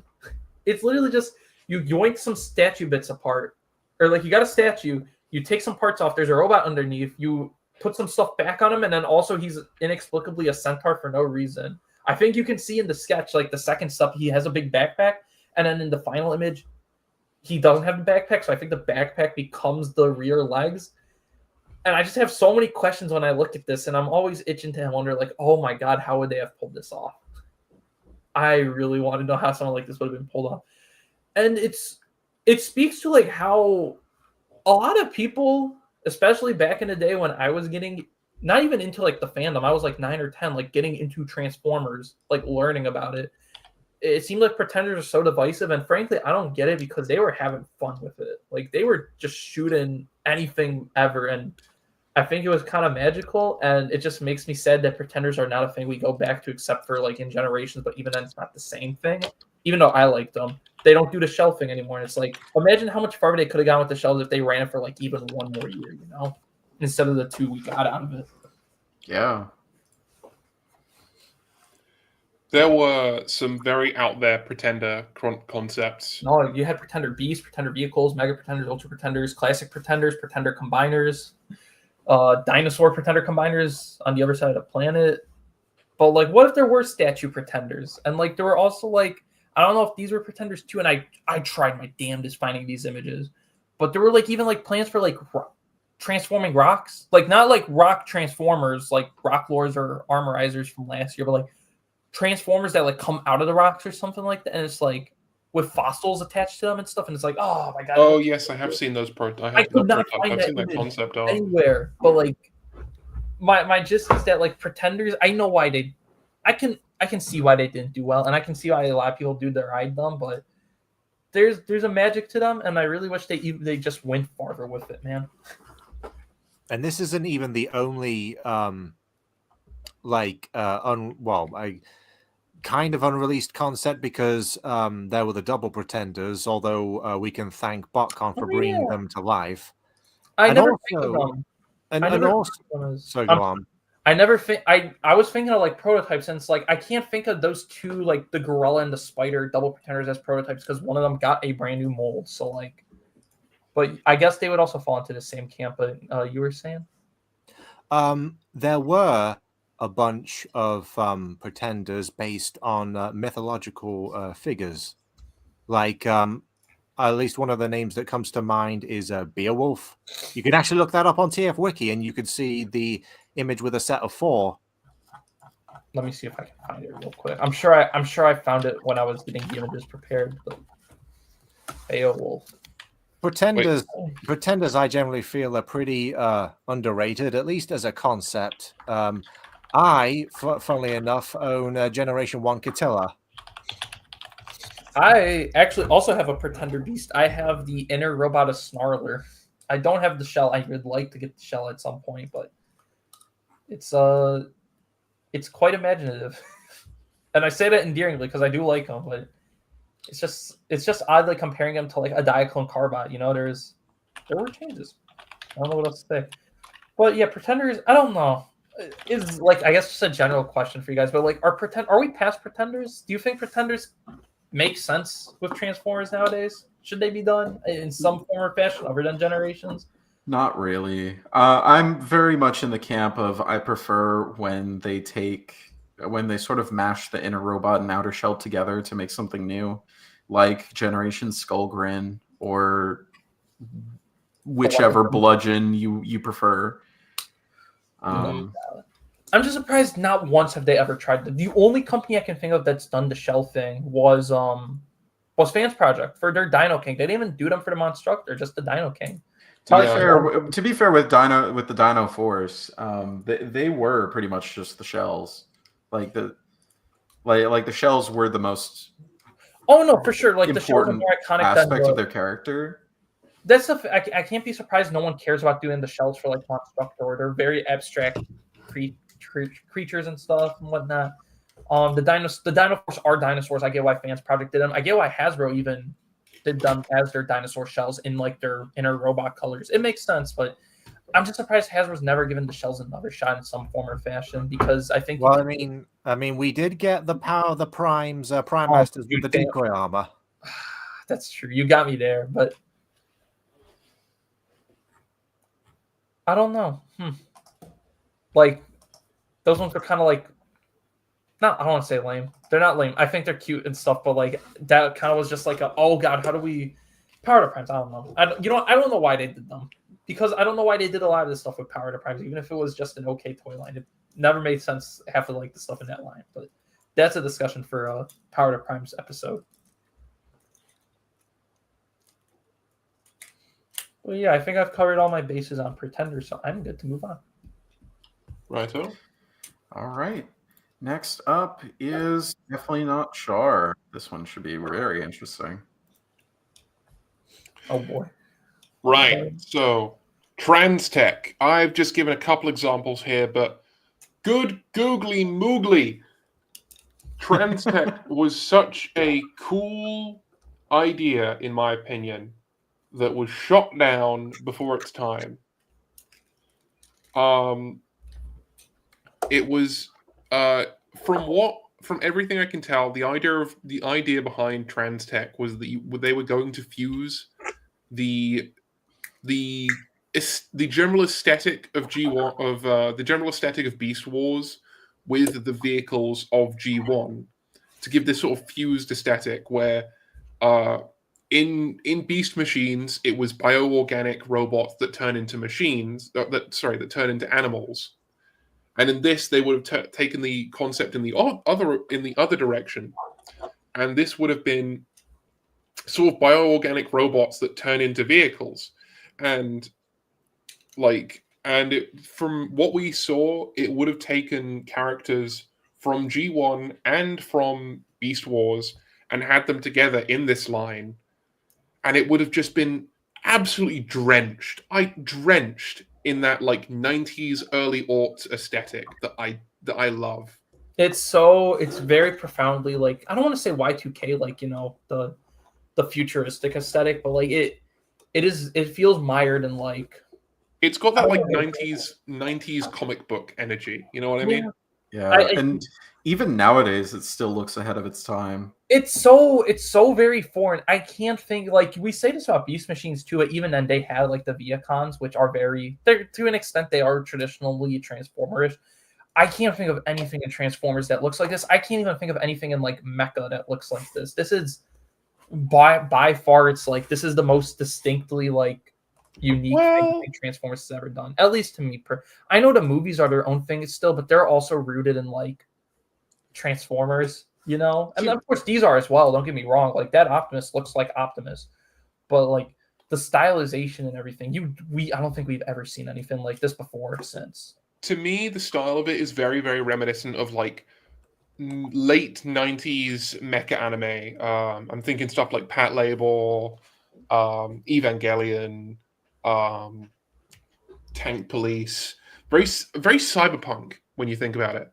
Actually, yeah, a lot of the art that this reminds me of is the character art from things like the Cyberpunk 2020 tabletop RPG that was, of course, made into Cyberpunk 2077. That's the sort of aesthetic that I get from this. And it was just, it's the kind of thing that could have only existed in the early 2000s, late 90s, and even if they tried to do this, they couldn't. No, this is this very much screams this could only exist in an era between Reagan, Saturday morning cartoons, and the early 2000s anime boom. I can't see this happening now. Can't see this happening in the 2010s. Not even like I said, not even the early 2000s, because by the early 2000s, you had stuff like Gundam Seed and of course Armada. Yeah, you had He-Man coming back for his show. It was very much a very anime era. The reason this never happened, as far as I'm aware, I could be entirely wrong here, but the story goes that Hasbro had a change of CEOs in the early 2000s, and said CEO wanted to bring their toys back to their original brand identity, which is what caused the push for things like Armada, which was robot good guys who turn into cars versus robot bad guys who turn into military vehicles. And so that's what brought us back to Armada, and of course caused us to have RID 2001 as a stopgap line. And it's interesting from me, someone who is very much a preacher of the good word of Unicron trilogy, that I am so saddened that that the thing that caused their genesis was the loss of this, and it's just it feels like a lost opportunity, and I understand the business reasoning behind it.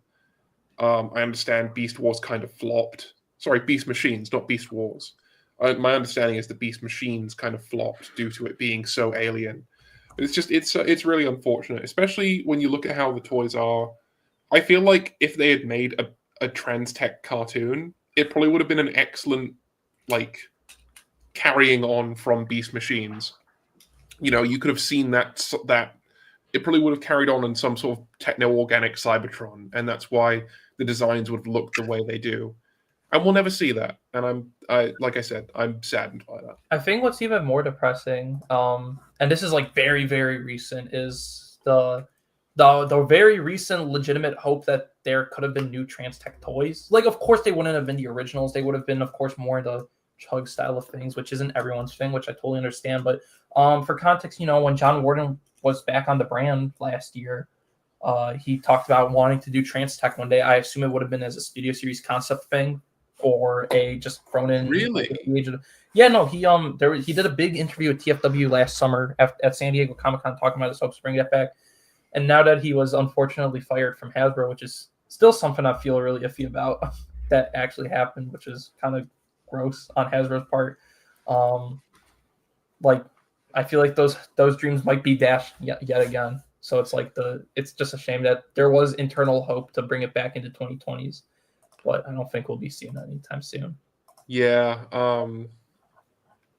Honestly, if anyone was going to do it, I'd think a 3P company would have to do it. I'm surprised no one's ever. The closest we've gotten was Mastermind Creations last year in 2023 doing a Cheetor from their IDW Chrome going. Like, that's it. Well, I mean, to be fair, Hasbro or FunPub at least made their own version of Cheetor as well in the animated style. Yeah. And I mean, the trans tech as like fiction, there was the trans tech fiction where they like ran this like multi-dimensional like thing called like Axiom Nexus, but that didn't really translate into toys. So it's like, it's just like a lot of the concept artwork did end up influencing later toys. Like, for instance, the concept for Transtech Megatron informed heavily the Armada design. Cheetor was obviously an inspiration for animated Blur, which led to his own repaint into Cheetor. And I gotta say, Optimus Prime over there, his vehicle mode looks an awful lot like the one used in War for Cybertron, the video game. It reminds me a lot of specifically Optimus's like Cybertronian animated design. That's what comes to mind. Like, yeah, that I was going to mention that one as well. It's like a cross between those two. It's ultimately crazy how influential just some art's been, but it ultimately also is a shame that it will never. Yeah. There was actually a prototype for Transtech Starscream. I'm surprised you didn't want to talk about that either. I did think of it, but I just decided I wanted to talk about the other one instead. I want to talk about Armada Optimus Prime instead. Fair enough. They did a prototype for Cheetor as well, and on top of that, they actually showcased how it transformed. Oh, yes, I have seen that as well. Those I did consider putting those down, but I felt like it would have been somewhat. I don't know. I wanted to talk more about the concept art than those toys because I feel like this has a wider scope. You know what I mean? Mm-hmm. You picked Transtech Shockwave for a Chug wishlist episode. I think we should have seen this coming. Yeah. Maybe one day.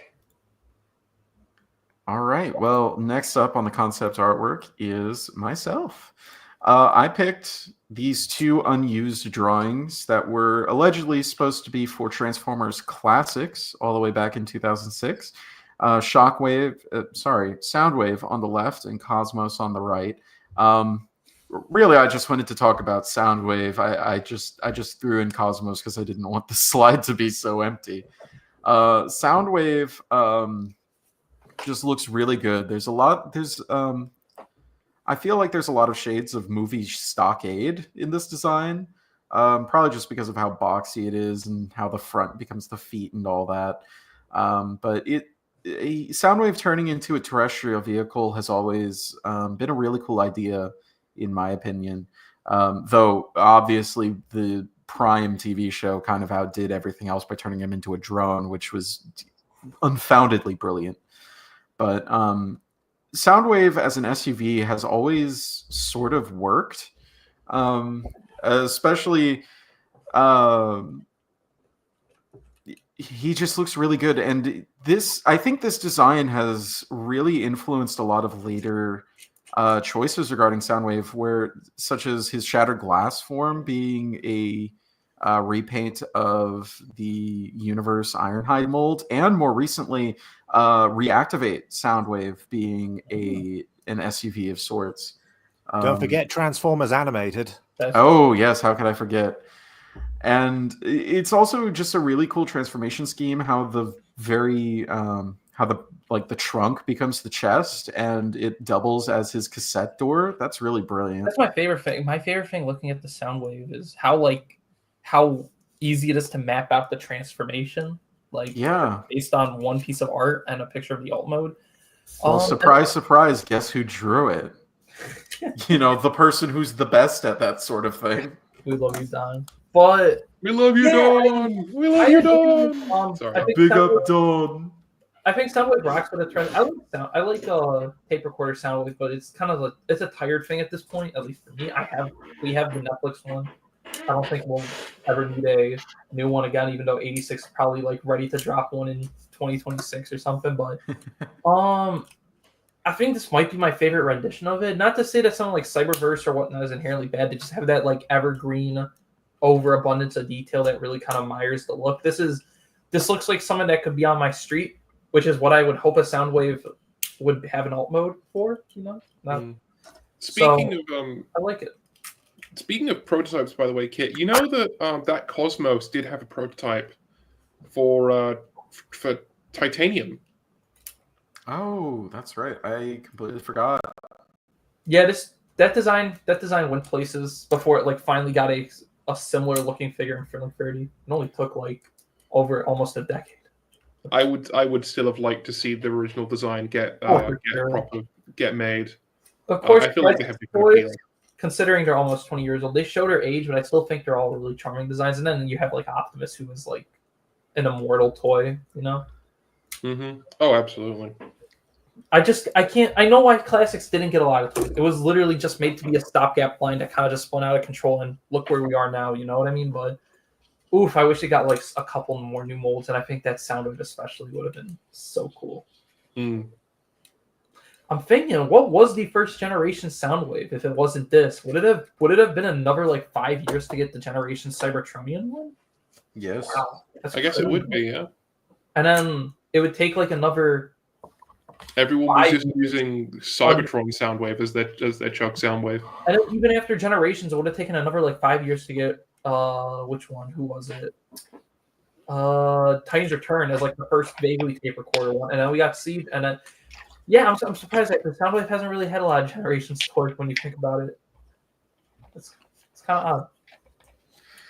But yeah, this Same would goes for Shockwave. Or did I say Shockwave or Soundwave? No, I said same goes for Shockwave. Yeah, that's true. I mean, the thing is with Shockwave is like his Siege one is kind of like the one and done. I can't really see him getting a new toy that is just G1 again. But we say that about like Ironhide and Ratchet, and they get new toys like every year. There's at least like 5 different Studio Series Ironhides. It's kind of depressing. But that's besides the point. I know you said you put the Cosmos in there as like kind of a stopgap or like just to fill space on the slide, but what do you feel like sticks out to you regarding that design in particular? Just how like beefy he is. He looks huge, and he's just hench, which is kind of neat. The early 2000s was the era of hench mini bots. Yeah, they made an ultra class power glide. I think it peaked. If you ask me personally, it peaked when Wheelie got a freaking deluxe. Like I know Power Glide was big, but he's a big A10 Thunderbolt-ish looking guy, so like I think he gets a pass. They just made Wheelie a deluxe for no reason, and then from there everyone just started getting smaller. No, I think they peaked when they turned Micromaster Countdown into Ultra Class. Oh god, I still need that. That was peak. I have it. It's a great figure. Yeah, ultimately, I'm glad that Don's design for Cosmos. I know it went through a lot of revision to get that final toy, but like I can still see like hints of it in Furling 30 Cosmos. So I'm glad it got some form of closure in the long run, if that's the right word to use. Because again, it's still a pretty different design. Just shared a couple of tidbits. But I was also wondering, Kit, before I assume we're about to move on, Are there any other classics guys that got concept art like this from Don, or was it just these two? If there are, I'm unaware of them. Okay. There has to be. I just don't know about them. This is like one of those things that'd be best to like ask Don himself if like he ever got around to doing anything else on Hasbro's behalf. Because ask him on Twitter; he'd probably respond. That is true. That is true. Or TF kind of if he goes to those. I don't know if he does those often. But yeah, no. Classics should have done more things. I think that's the consensus from this. Yeah. Well, the last person who for concept artwork is Runestone. Telemachia was a line celebrating Beast War's 10th anniversary in Japan. Similar to Hasbro's 10th anniversary, it featured redecos of vintage Beast Wars molds with the most lavish paint jobs possible. Some were show accurate, others weren't, but they still looked fine in their own right. I've covered Tigatron and Black Widow on my own channel. Unfortunately, I don't think Telemachia, I'll probably keep mispronouncing it, I don't think it did that great. They only managed to release 2 of the 3 Jointrons, Motor Arm and Gimlet. That's terrible.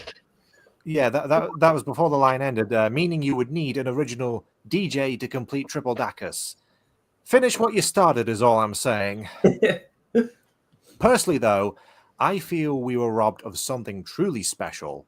Brand new molds for the line. Takara Tomi's documents showcase a jellyfish, a manticore, and no joke, a triffid, as in the carnivorous mobile plant from John Wyndham's The Day of the Triffids. Though initially unnamed and of unknown allegiance, I think it was Beast Wars Uprising that characterized them as Predacons. The jellyfish was dubbed Rage, the manticore Manticon, and the triffid Flytrap. Weirdly, the Beast Wars Neo comic features, or the manga features an unaligned jellyfish transformer named Rage. But looking at the art, you can see how each one more or less transforms, and in contrast to Neo, they better incorporate parts of the beast into the robot mode. Rage shell forms a little, but I'd say that was inevitable. Ignoring how neat it would have been to have these 3 full stop, the Flytrap mold would have provided a golden opportunity to give us a transforming toy of none other than Beast Machine's Botanica. I mean, sure, it wouldn't have been accurate in either mode, but have you seen her design? It's just not physically possible. And if other new molds were planned beyond these 3, maybe this is how we could have gotten Star Upper and Escargon. Look, a guy can dream, all right? No, I'm with you. Yeah, I forgot these were not just like concept art from like the 90s, but like actual plans for toys to get made. But now I'm sad, quite frankly, that these guys don't have toys. Especially, I've never read Day of the Triffids or anything, but like a walking killer eating plant that sounds like an incredible thing to turn into a. It looks like something straight out of the original Kamen Rider show. Oh yeah, and then I'm surprised how, dare I say it, G1-ish the Manticore is. Like the fact that like just the front of the torso or the front of him becomes his legs. It's straightforward, but like it's kind of charming. And then a jellyfish transformer would just be cool, like just straight up. You know what I mean? But yeah, for me, I would have been part of the Flytrap Nation if he came out, but he didn't. I've also seen some of the Telemachia guys in person. Not any of the ones that like everyone wants, like the Cheetor. That Cheetor looks beautiful, right? I've just seen I think I've seen the Wolfang and the Arcadist, and that's really it. But maybe also the Waspinator. But they all look really nice. They're very well painted. They come with little DVDs of, I think, different Beast Wars episodes. A shame that if what you said is correct, they didn't sell well because again, they were like, it's like premium finish before premium finish, you know. I personally would have liked to have had an entire subline of Beast Wars Transformers that turned into mythical creatures beyond the Transmetal 2 Megatron that we got. Mm-hmm. It would have been pretty cool. Oh yeah, that's the thing. I'm surprised these got canned. Well, I'm not surprised, but like these got canned, but they still went through with doing a updated Optimus Primal and Megatron. So, I mean, to be fair, it's also Optimus Primal and Megatron versus guys that don't exist. But my point still stands. They went through it partially. I wonder if, excuse me, I wonder if maybe it was too soon for stuff like this, because I feel like Japan likes Beast Wars. I mean, why wouldn't they do their own MPs without like any of Hasbro's involvement at all, right? But I feel like maybe it didn't get that popular until like another couple of years later, because this was this would have been like 2005-ish, Rune, right? Like 2007. Oh, so about like a decade-ish after, but like then MP Primal didn't come out till like another decade after. So yeah, maybe ultimately these were too soon. But dare I say it, Not for me, they wouldn't have been.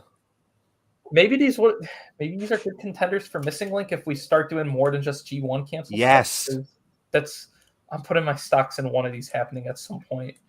I'm very hopeful. I can believe it. If RC can happen, any of these can happen. So I feel like these guys have a good shot. Though I think you mentioned him in passing before. I think Star Upper would actually happen first because he actually has shown up in a video game. So he's got more precedence of like actually existing as a Transformers character. Hell, I think he showed up in the cartoon, so that makes it more likely. But like, he's not a concept character though. At the end of the day, so I think he'll be more likely no matter what. But ultimately, I think one of these guys will have their shot in some form or another one day. So we'll have to remain vigilant until then.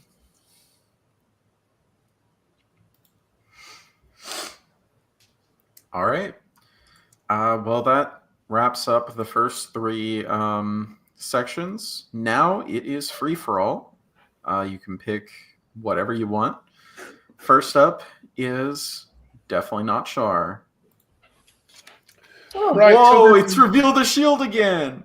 It's revealed the shield again. It's from the same wave that IDM picked as well. The same cancelled wave. I feel like my love of the RTF hubcap mold has already been stated enough. And my love of Transformers that turn into these sort of classic cars in general. I'm pretty sure I've glazed Tobot 5 Classic before, and this is sort of in that same vein. It's a very cool reinterpretation of the hubcap, because hubcaps are obviously meant to be a classic car in its original state. You know, something you could imagine driving around in the 19 whatevers. This, on the other hand, this is a hot rod. This color scheme, the all black with the yellow stripes, you can imagine this coming out of some sort of like some fat guy with a big beard. He's been working on this car all day. You know, it's got like 5 original parts, mostly just the outer shell. It's got like some crazy engine in it. It wakes up the whole neighborhood when you turn it on. It's a really nice deco and a very appropriate deco for this sculpt, and it's a shame that it never got released. For real, I think those are some of the most well done flames I've ever seen on a Transformer toy, like ever. Especially yellow. Speaking as like a paint person, you know, I am the dean of the arts after all. Yellow on black is not fun. You have to prime that up. So the fact that I don't know if it's tampos, but I feel like tampos would still be a tough time. It's just really well done on the basis of just painting yellow on black, which I have to give them their flowers for, because wow. Yeah. But Absolutely. Yeah. I think we actually covered an entire wave for the first time in a video or in an episode, because we inadvertently talked about Demolition Rumble, Disc, and Body Block. So I think Reveal the Shield is just that toy line, man. It was a good one. It is a crying shame that the hubcap mold never got a single reuse. It is, yeah, it's pretty evil, because he is such a great figure that also transforms in like 2 seconds. He is the perfect scout class, and he never got reused once. It really is. It's a crying shame.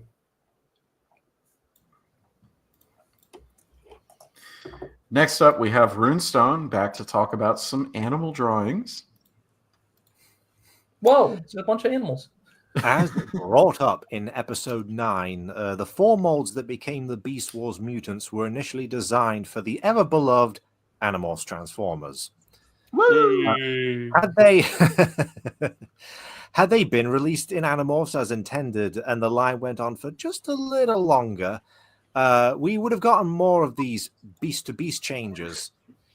Page 113 of the Japanese book, Transformers Beast Wars Beast Generations, features concept art for a hornet that transforms into a poison dart frog, an ibex that turns into a Komodo dragon, and a vulture that turns into a piranha.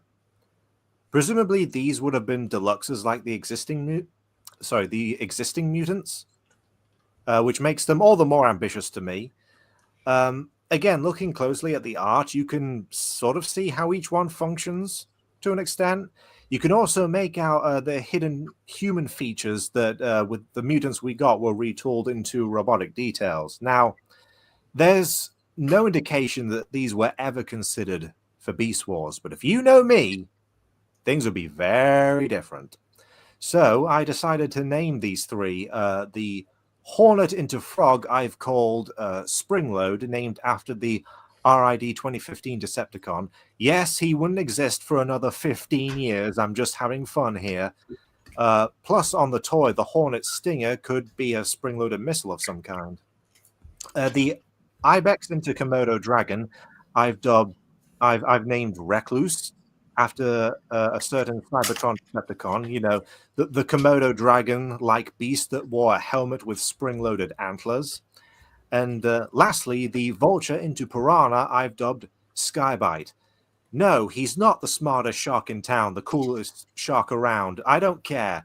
Not all namesakes have to homage other bearers of the name.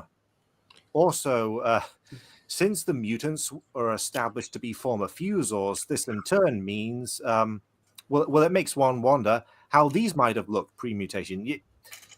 You see, stuff like this is precisely why I wanted to do an episode on unreleased toys, because as much as we riff on the figures from time to time, to me, the biggest disappointment is wasted potential.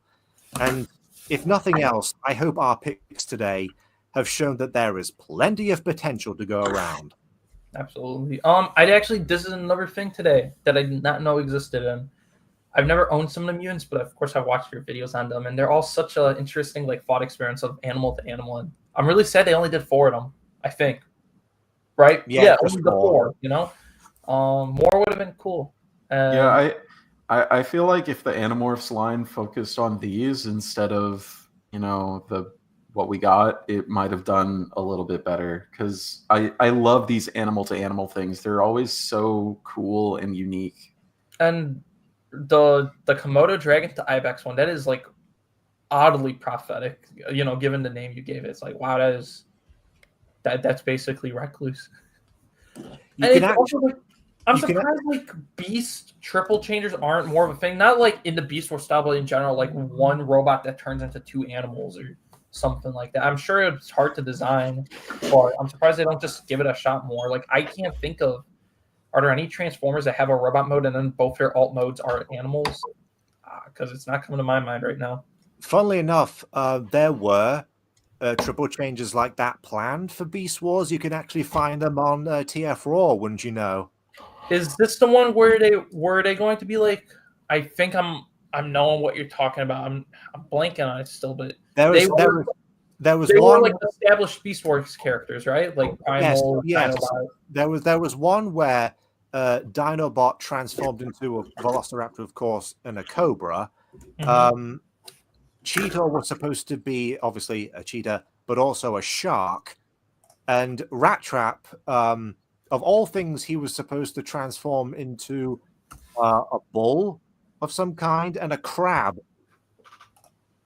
And then recently I discovered on X that Waspinator was supposed to transform Waspinator was going to get this treatment as well, and he transformed into a praying mantis and a shark himself, a hammerhead. With his luck, he would have been a male praying mantis.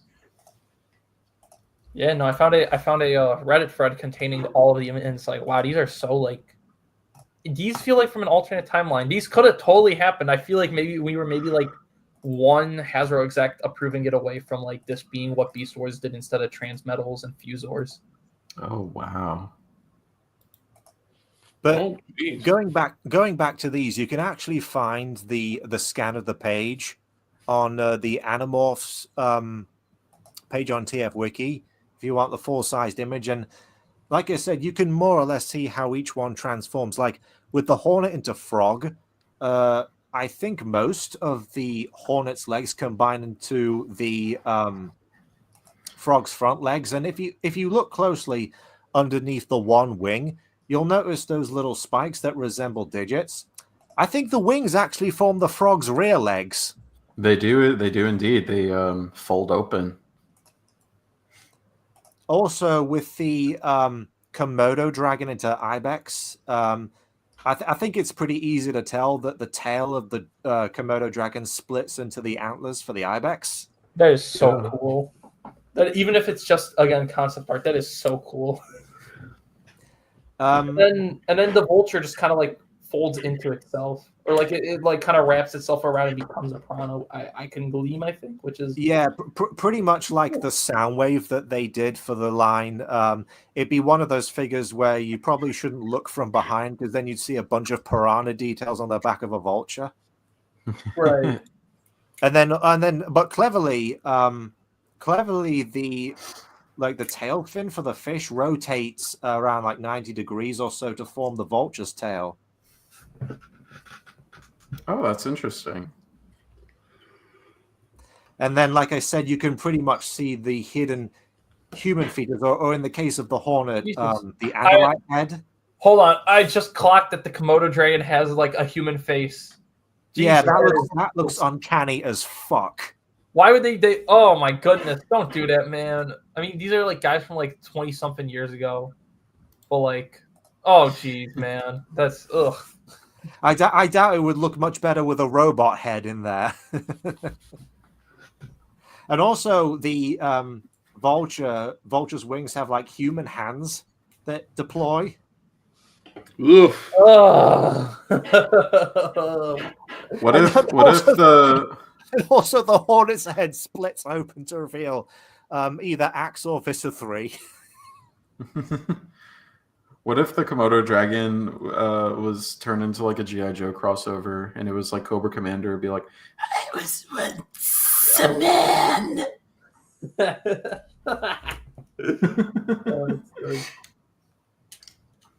But yeah, I know it's not a snake, but just bear with me. This I don't think would happen in Missing Link, but if it hypothetically did, I'd be right on it. At the very least, I'd have hoped that these would crop up in fiction somehow, like reimagined as Beast Wars characters, but I guess not. Yeah, surprised. Quite frankly, they're not in Uprising when like everything else in Transformers history is. You know. Yeah. Next up, we have ID Armed once again with yet more concept artwork. All right. I think it was combined with someone else's, unless you put the other image on the right. But basically, I guess I'm gonna assume these were like very late into D1, and they were just saying, "Screw it, let's just put Megatron with other guys." And we got these. We got a Skywarp that also turns into Megatron. That turns into a jet with Megatron's like G1 stickers, vaguely part of the livery, and then you also have Megatron that evolves into Galvatron like Power Master style with a very Shockwave looking add-on. And again, you see stuff like this all the time, and it just makes you think like, what if G1 lasted for like one more year, you know? And I feel like we would have gotten stuff like this. And stuff like when you look at the Megatron that like evolves into Galvatron, it's very Power to Primes like in a way, at least conceptually. Just the way like I assume you take the little Shockwave looking thing, it splits into a bunch of parts, and you just kind of combine them onto Megatron, very like again super robot like armored up style. And then I don't know, I don't have an explanation for what's going on with the Megatron Skywarp thing. It's dumb, it's stupid, it makes no sense. I want a toy of it. Those are all concurrent statements I make at the exact same time. Yeah, I've always been. So go on. I was just gonna say I've always been a bit dumbfounded by these. Like, Especially just because like there's only 2 of them and both of them are Megatron, you know? Like I'm surprised they didn't try one with like Optimus turning into Rodimus or something like that. Yeah, no, it's really. I mean, that one probably I assume would have been harder because red and blue guy becomes red and black and orange guy. Could have done Optimus into Ironhide. Yeah, something weird like that would have made more sense. But just what strange concepts, and I really want to see the Megatron evolving into Galvatron thing one day. But I think that's kind of a. I'm surprised that's never been done as a toy. Period. Well, don't forget there was a fan vote for in the lead up to Power of Primes, and Megatron was one of the options, but ultimately Optimus Primal won because I think people were just really wanting a new Primal toy. People wanted more Beast Wars stuff in general, which is understandable. But yeah, I don't think it was the best choice personally. But oh well. Well, the closest we got to a Megatron into Galvatron concept was the Titans Return Galvatron, which I was going to bring that one up. Yeah, well, without the helmet, he had the Titan Master Nucleon, which was sculpted very much like Megatron's head, and I think it was even marketed as Megatron when they did the Legends version, the Japanese version. Also, Nucleon's Titan Master mode was styled after G1 Megatron. Yep. Yeah, like as in like even the head itself. I know the head is obviously just Galvatron's head, but it's even got like a bit of like crest forehead, like G1 Megatron's toy. So I don't know if that was intentional or just supposed to vaguely look like Galvatron, but I'll take it as a G1 toy homage. But I don't want to say it's like a genius idea. I mean, actually, it probably is a genius idea. It makes for a more fun toy, but no, never been a Megatron toy that directly turns into Galvatron with like some armor, alternate transformation or whatnot. It feels like a missed opportunity, and I hope one day in some form or another we get a Megatron that can evolve into Galvatron, even if it's like a brand new design or something. It's kind of funny which for Megatron of all characters, given how long he's been like a gray and black man robot, I think it'd be welcome if he turned into something completely different. That's why that Megbull thing from Cyberworld is actually interesting me, even if it's not like the craziest toy ever. I think it's different. It's funny. It's funny that Hasbro basically did the same thing, has done this concept before, but with Anakin Skywalker and Darth Vader. Look how well that turned out. True, but they tried it. They've tried it once. With what character? Technically, that wasn't even the Transformers team that was involved in that, was it? Wasn't it? I swear. I'm pretty sure the Star Wars Transformers. Maybe I'm just getting it crossed with. I think Titanium. I think you're thinking of Titanium. It might have been that the Takara people weren't involved with. Yes. Star Wars. That's it. Star Wars was just a Hasbro thing. Yeah. But for Titanium, it wasn't any of the Transformers people. Yeah, that was the Micro Machine people. Yeah. Which was a crazy thing to do. Yeah, what they did was they made this big Star Wars Transformer, which had 4 modes actually: Anakin, Darth Vader, the Star Destroyer, and the Republic Attack Cruiser. Yeah, Venator class. Interesting. From the Clone Wars. Oh, it's coming to me. I know what you're talking about. The big Anakin Darth Vader thing. Yeah, that's a toy that exists, right? Yeah, it's not very good, but at least so I'm told. But just the idea is cool. You know what I mean? Yeah. And I'd love to see it like back into Transformers. I like the idea of like built-in evolving of a Transformer without like any separate character involved. Even though I like my super robot combinations, I think it just makes for a neat thing when your one robot can turn into a completely different character or like an upgraded version of them, and it's like all built in. That's why I really like Generation Select Super Megatron, because you can do all these like alternate forms, and they're not like they're not all like crazy different from one another, but just like the fact you can do that is like fun, But yeah, my point is I kind of want stupid like, dare I say it, super robot shenanigans like this in Transformers again. That's what it's almost like a purely Transformers-based version of the mutants.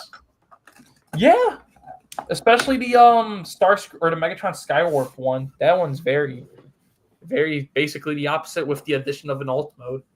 Imagine if like it had like a peel away panel and it was just like some random guy's face in there. There's just like like I don't know, Dr. Arkville's head or something, and he's or like just an animal. or an animal. Yeah. Like Megatron has like a wolf tattoo on him, and it's like weirdly 3-dimensional or something like that. Yeah, exactly. I'm looking at the artwork for the Megatron into Skywarp, and I can see that below Megatron's chest are the intakes, the jet intakes. Oh my god, that's like you look at it, and it's like again, you can. I hope you can do this because again, that's kind of the point of concept art, but like you can see how he transforms, and I think that's genius. I love it. I love how you can see like where all the bits and bobs go. But I think I've said my piece on this topic. So I'm ready to move on to everyone else's. Yeah. Well, the last slide is mine, and it's something I've actually bought. I bought an unreleased toy. It is Transformers 2000 movie Decepticon Reverb. This was part of that TFL box that I alluded to earlier with Masterpiece Skids and everything that still hasn't gotten here yet. I really wish it had, so I could actually talk about it like in person. But this was supposed to be, I believe, a Target exclusive, along with 2 others. What is it? Backtrack and Gun Barrel. Gun Barrel, thank you. Gun Barrel, I believe, is the Energon tank limb, and Backtrack is, I think, a Cybertron Lugnuts. Yes. Is that the blue one? That's the blue one, right? Yes.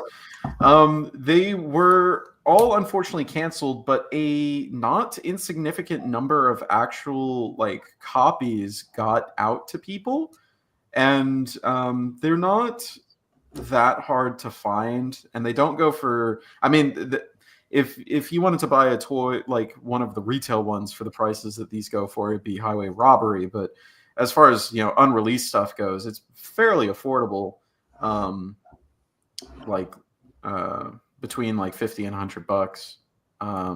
Yeah, I'm always surprised because you are not the only person I know that I consider a friend to have gotten one of these. These make their rounds, as you stated, like fairly often, which is like they're not common. It will take a long time for one of them to resurface, but not unreasonably so. Right, if you're persistent about getting any of these free, especially Reverb, I feel like the most of the free of them, right? If you're persistent about getting one of them, you will find them eventually. It just might take some time, as you stated. Yeah. Like you don't really hear that a lot for these canceled toys, obviously. Like, I want to say around 2017, I had the opportunity to get all 3 of them at once on Transformer Land, but I was a broke college student at that time. And I hadn't seen any of them until like a few months ago. So it had been like over 5 years, but as soon as I saw this one, I knew I had to snag it just for the prestige.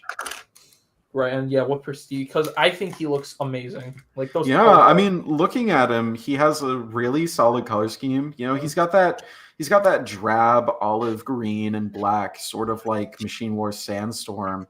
But he has this like really nicely painted yellow stripe all the way down the side that goes like down the cockpit and across his leg, and it like matches up. I really like that. And all of the Allspark blue, I love Allspark blue. So he just looks really nice. Absolutely. Very cohesive. Plus, he also has the bonus of still coming with his Energon bits, so you can still make him a combiner. Yeah, and what's really funny? Yeah. This is the first instance of any of the Energon Combaticons that I'll be getting. Really? Wait, seriously? Really? Yeah. I don't have the Energon version or the Revenge of the Fallen version. Yeah, I've known you for like 5 years now. You seem like the kind of guy that would have experienced like at least ROTF Brutus Maximus. No, I got Superion instead. Oh, yeah. I got that set as well. Ooh. Silver. I mean, the limbs are great, but Silverbolt. Ugh. It's just Silverbolt. I hate. I acquired Bruticus Maximus with the Fans Project set off a guy on 4chan, would you believe? Ooh, nice. I'm looking to potentially get a complete Bruticus off of someone on my server, hopefully, whenever he ends up completing Nexus Maximus. Mm-hmm. But I'm really looking forward to getting this toy, and hopefully within the next few months, once I'm able to get back to the YouTube thing, maybe I'll review it this year. Yippee! I think a high quality one would be well appreciated. I think that would be very interesting, both for me and for everyone else. But yeah, no, I would love to get a reverb. I've seen he's like you said, he's not expensive on the basis of him being a it's like what, 100-ish, I think. I got mine for like 70, 75. What? Holy crap! Yeah, I'd like to get him as just like a random Decepticon goon one day. You know what I mean? Like that's kind of the. If I ever come across another reverb, I'll send it to you right away. Appreciate it. But the one in the picture right there, the Transformer Land, that is the one that I will be getting in the mail. It looks. I mean, I hope it's pristine. Since it probably doesn't pass hands that often. But I mean, it looked all right in the pictures. Right. But yeah, no, very, very good find. That I'm excited to see you get in hand and everything. But yeah, that's a wrap for our picks for unreleased toys. We do have Q&A, like always. We have 3 questions. Would y'all like to get started? Sure. Absolutely. First one is from DN Prime 17, who asks, "What's a toy you got just to repurpose as a different character?" Can't say I've ever done that personally. Yeah. I've never bought a toy to repurpose as a different character, but when I was a kid playing with my toys, I would always try to if I had multiple versions of the same character, I would try to come up with different identities for each one so I could use them all in the same story. And I remember using Energon Megatron as Deathsaurus. That's pretty cool. Cute. I can get behind that in a way. That's the one that always stuck out to me in my memory. This is one figure I used to own and want to go back on because I want to repurpose it. I do want to rebuy LG Bumblebee, which is the Takara repaint of Titan's Return Bumblebee. I would like to do that just so I can have a pretender Bumblebee. I know it's not 1-to-1 with that, but the vibe is there. I think that it could work. So I'm just planning on buying them to add them to my pretender sub collection.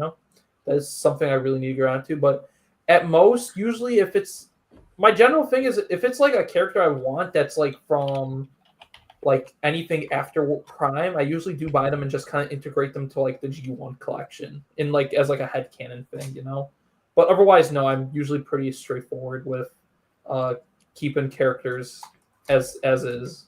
Yeah. A somewhat related thing I do though is if I like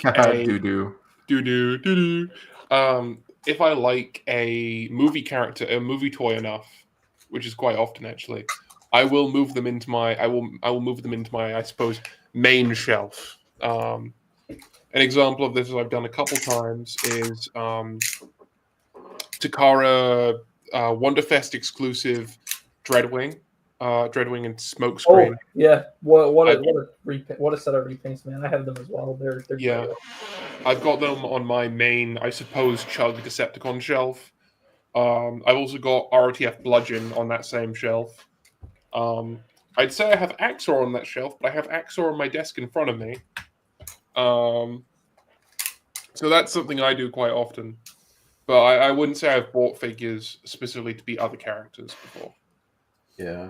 Yeah, repurposing isn't something I personally do, but I am aware that a bunch of the Cybertron redecos for the first live-action movie toy line were repurposed in fiction as various shattered glass characters for fun publication stories. Of the 3 that I've experienced, I know that Big Daddy was repurposed as, well, Big Daddy, but Grindcore became Scoop, and Armorhide, the black Armorhide, became Huffer. No doubt partially inspired by the BotCon Huffer that they did the year prior. into I'm well. surprised you didn't mention. I think what is the biggest one, which is. Ooh, excuse me, it's getting us. I'm surprised you didn't mention the biggest one, which is Hardtop being turned into Beachcomber, which got a new age toy for some reason. Which is I almost bought that one.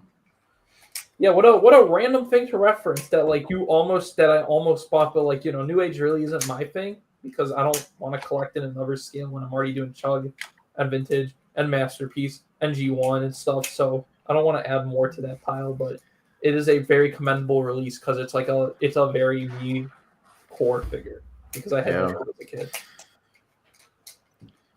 Our next question. New Age likes their niche redecos. Yeah, no, they're doing a Shattered Glass lockdown from their new Trailbreaker based on the Shattered Glass Super Deformed comic, which that lockdown is based on the Mystery of Convoy web spin that they did for Age of Extinction. It's like 12 layers of references. Exactly. All right, well, our next question is pretty much entirely tailored to Runestone. It comes from Flamewave, who asks, favorite Alternators figure and a character you wish had an Alternators figure? Well, in terms of my favorite Alternators figure, well, I'll simplify it down to a specific mold, the Jeep Wrangler mold, which they used for Hound, Swindle, and Rollbar.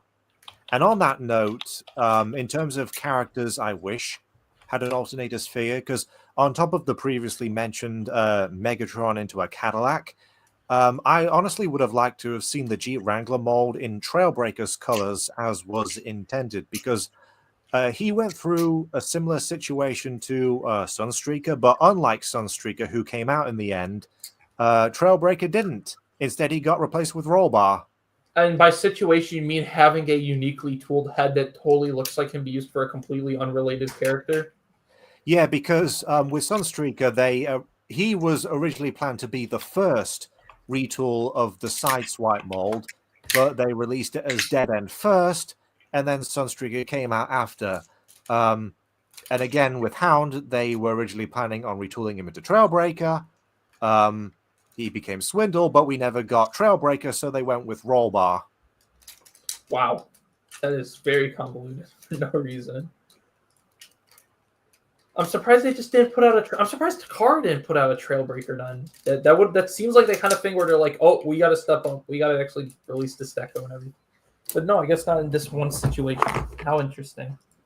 That is, yeah. There's a lot of... There does seem to be a lot of weirdness when it comes to alternators. My favorite is probably I like Windcharger. Windcharger is my favorite alternators mold. As far as figures I wish had an alternators figure, I'm just going to throw out the Omnibots. I think they'd be cool as alternators. Did we get Overdrive? Wait until you hear about Vinyl Tech. It's very funny that you mentioned Windcharger, because he's Overdrive in Japan. Wait, he was Overdrive in Japan? Yeah. Huh. How interesting. I thought Overdrive was a us thing, and by us I mean US, like this side of the planet. Nope. Yeah. For myself, actually, you want to go first, Kit? Sure. I only have 2 Alternators toys, so I'm going with Smokescreen. He's really nice. Is the first one really the best one, or at least is he really that good? I don't know. He's just better than Sideswipe. Oh, okay. Well, that's not a high bar. Yeah. As for characters I wish had an Alternators figure, oh geez, that is a toughie. Maybe Brawn or Gears. There's room for more pickups in Alternators. Yeah, definitely Gears more than Brawn because of the colors. I'll spoil myself now. I've never messed with an Alternators figure in my life, but I do feel like a lot of the card choices are same-ish because they're all fancy schmancy sports cards and whatnot. But there are a couple pickups. There's the Jeep and stuff, but I want to throw out Warpath as an Alternators figure just to imagine what they do with it. He turns into a smart car. Oh no, you ruined it. Well, they'd have to do like an armored car or some shit for him. Char, have you ever seen the Megatron concept art? Again, I don't know if it was like a. I have seen the Megatron concept art. Maybe It it was was very like, cool. It was like just a repaint, you know. I'm presuming in this fantasy scenario they get an original mold. Yes. Yeah, no.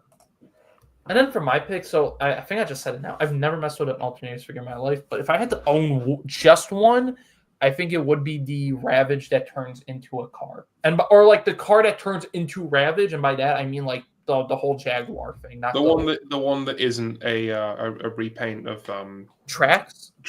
Yes. Yeah, because I feel like that's the most like robots in disguisey thing you could do. Because like all the other alternators just turn into robots, which like like on one hand it's like duh. But I think it's really cool that there is just a car that turns into Ravage, the Panther, the Jaguar, and I think doesn't he turn into a Jaguar as in like a car? Let me double check there. Yes, he does. See, that's pretty cool. So in a similar vein, if I had to like pick a character to get an alternative figure, I think I'd want like another Soundwave cassette or another animalistic Transformer because I think that's kind of cooler. I just came up with another idea for a character I'd love to see. As an alternator, he turns into an Aston Martin. Cogman. I think including the headmaster gimmick in the alternators line would open up like a lot of play features. Right. Yeah, because they always had the full interiors. Mm-hmm. Like imagine if like they made like a full series of alternator headmasters, or even alternator power masters. I mean, power masters. They can't ride inside. They have to become the engines, But at least headmasters, you could have like little dudes riding inside the cars. That would be so cool. That would be really cool. Well, the question is like considering the proportions of like a 1 to whatever car with a human, and you want the human to be about the right size to go with the car. The heads they'd probably have to slot into the torso, like half the robot, half the guy would have to slot into the torso, and then the rest would become the head. Because otherwise they have pretty big heads. Maybe they could parts form. I'd be okay with parts forming in this regard. Okay. Our final question comes from Cryptid Person, who asks, pick a year of Transformers toys to become unreleased. All Hasbro and Takara toys from your chosen year never happened. Later years changed minimally, but most repaints and homages to your year are gone. Maybe don't pick 1991 through 1995 since there's lean pickings. I guess what he's asking is if you had to kill 1 year of Transformers, which one would it be? Whatever year the really bad toys from what's it called? From Cyberverse came out. Not the Cyberverse Warriors, but the year before that. Unless the Cyberverse Warriors are included, in which case. Like 2022, 2023? Something like that, yeah. But like when you say that, you're also including like other toy lines, like Cyberverse was like Studio Series War for Cybertron and whatnot. Oh, that's true. It's yeah. I don't know. I think if I had to pick and like taking in Cryptid's like no dead years rule, I think I'd go with I feel like 2012. What was really going? You had Fall of Cybertron, but I don't think people really like Fall of Cybertron, right? So we were still in the middle of Prime. Oh yeah. I mean, did Prime really get any really good toys that year? I like Soundwave. Yeah, Soundwave's good, but Soundwave's is good. Like he's not. I feel selfish. In my opinions, Prime Soundwave is enough for me to spare 2012. Okay. Maybe I would pick. 1990? I would probably pick 2013. 2013 sounds about right. Yeah, 2013 is when it's like the latter half of. I think that's the year Bruticus came out, was it not? Or was it late 2012? Something like that. Prime was in Beast Hunters, which I can live without. It had a couple cool molds, I guess, but it wasn't that influential. they were gearing up for Age of Extinction, but that hadn't arrived yet. Thrilling, I think Thrilling 30 started like at the tail end of the year, maybe. Yeah, but most of Thrilling 30 was kind of underwhelming in my opinion. Like in hindsight, the only thing I wouldn't kill Thrilling 30. I wouldn't kill Thrilling 30 because of Springer. Springer is enough for me to spare Thrilling 30.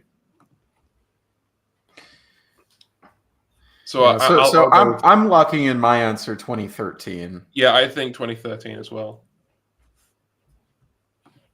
I'm sorry to copy you, kid. Feeling like 2012. What was it? 2013 was like start of Thrilling 30, right? It was the very start, and it was like the latter half of Prime. I see. Okay. Yeah, Beast Hunters and stuff. As well as the end of Fall of Cybertron. I'm surprised we're all hovering around that era. I feel like that says something. I don't know what, but Runestone, what do you have any thoughts that are terribly different from ours? I can't imagine myself nixing any year in this franchise, to be honest. Well, if you had to pick one. Yeah, gun to your head, you have to pick one. What is it? I'll take the bullet. I'd rather die than see these toys not be released. I will say this. With Power of the Primes, like, I don't hate the toy line, but because it brought back combiners, a lot of which were retool, I think, well, a fair few were retools of previous figures, I think, it just seemed a bit underwhelming. So maybe like some of 2018.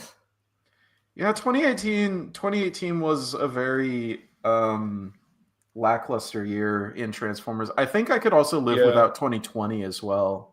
That was when I think all of us could live without fucking 2020. But I mean, even the toys that we got weren't even that good. You know, we didn't have a terribly. It was slim pickings even without COVID. Yeah. And since we don't know their legacy in the fullness of time, 2022, 2023, I could probably live without too.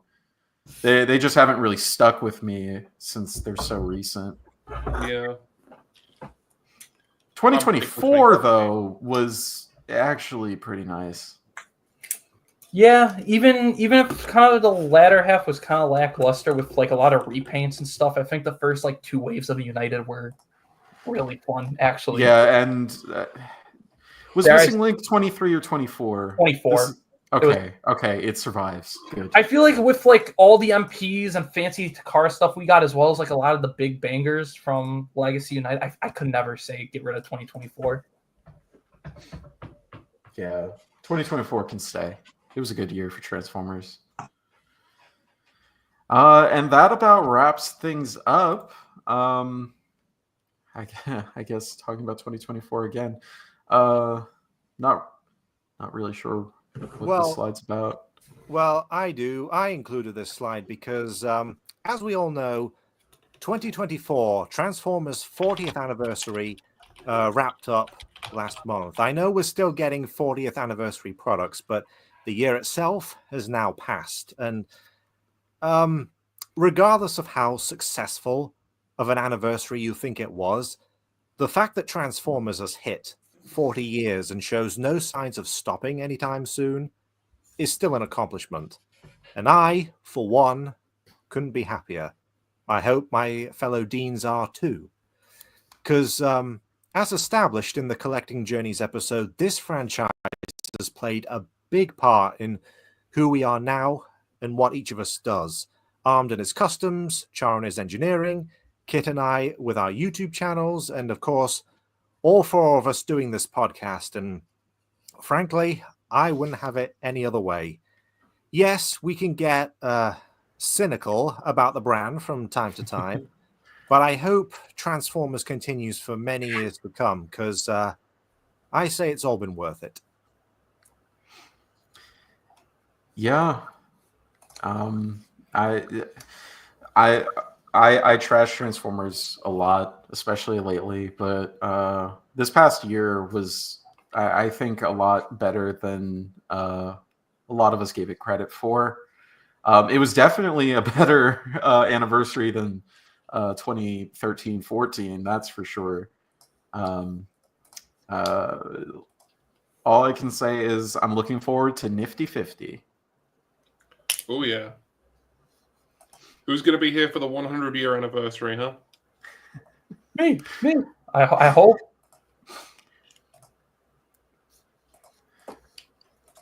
But I'll say real quick, 2024 had its highs and lows. Like if you're like when it comes to like toys and movies and comics, and I'll also throw in reactivate canning because it was like 2 days into 2025 on it. But I hope to. I can't even say if bouncing back's the right word because I think Transformers is too big to fail at this point. But I hope they can really fix what's going on in a lot of the stagnant parts and continue to improve on what's already good, i.e., the toys. That's really all I can hope for. Hear, hear. With that, I think it's safe to say that it is time to wrap things up. This was once again Kid Catastrophe, headmaster of the School of Athenia, with my 3 very good friends, Runestone, definitely not Char, and ID Armed. Class dismissed. Take care, everyone.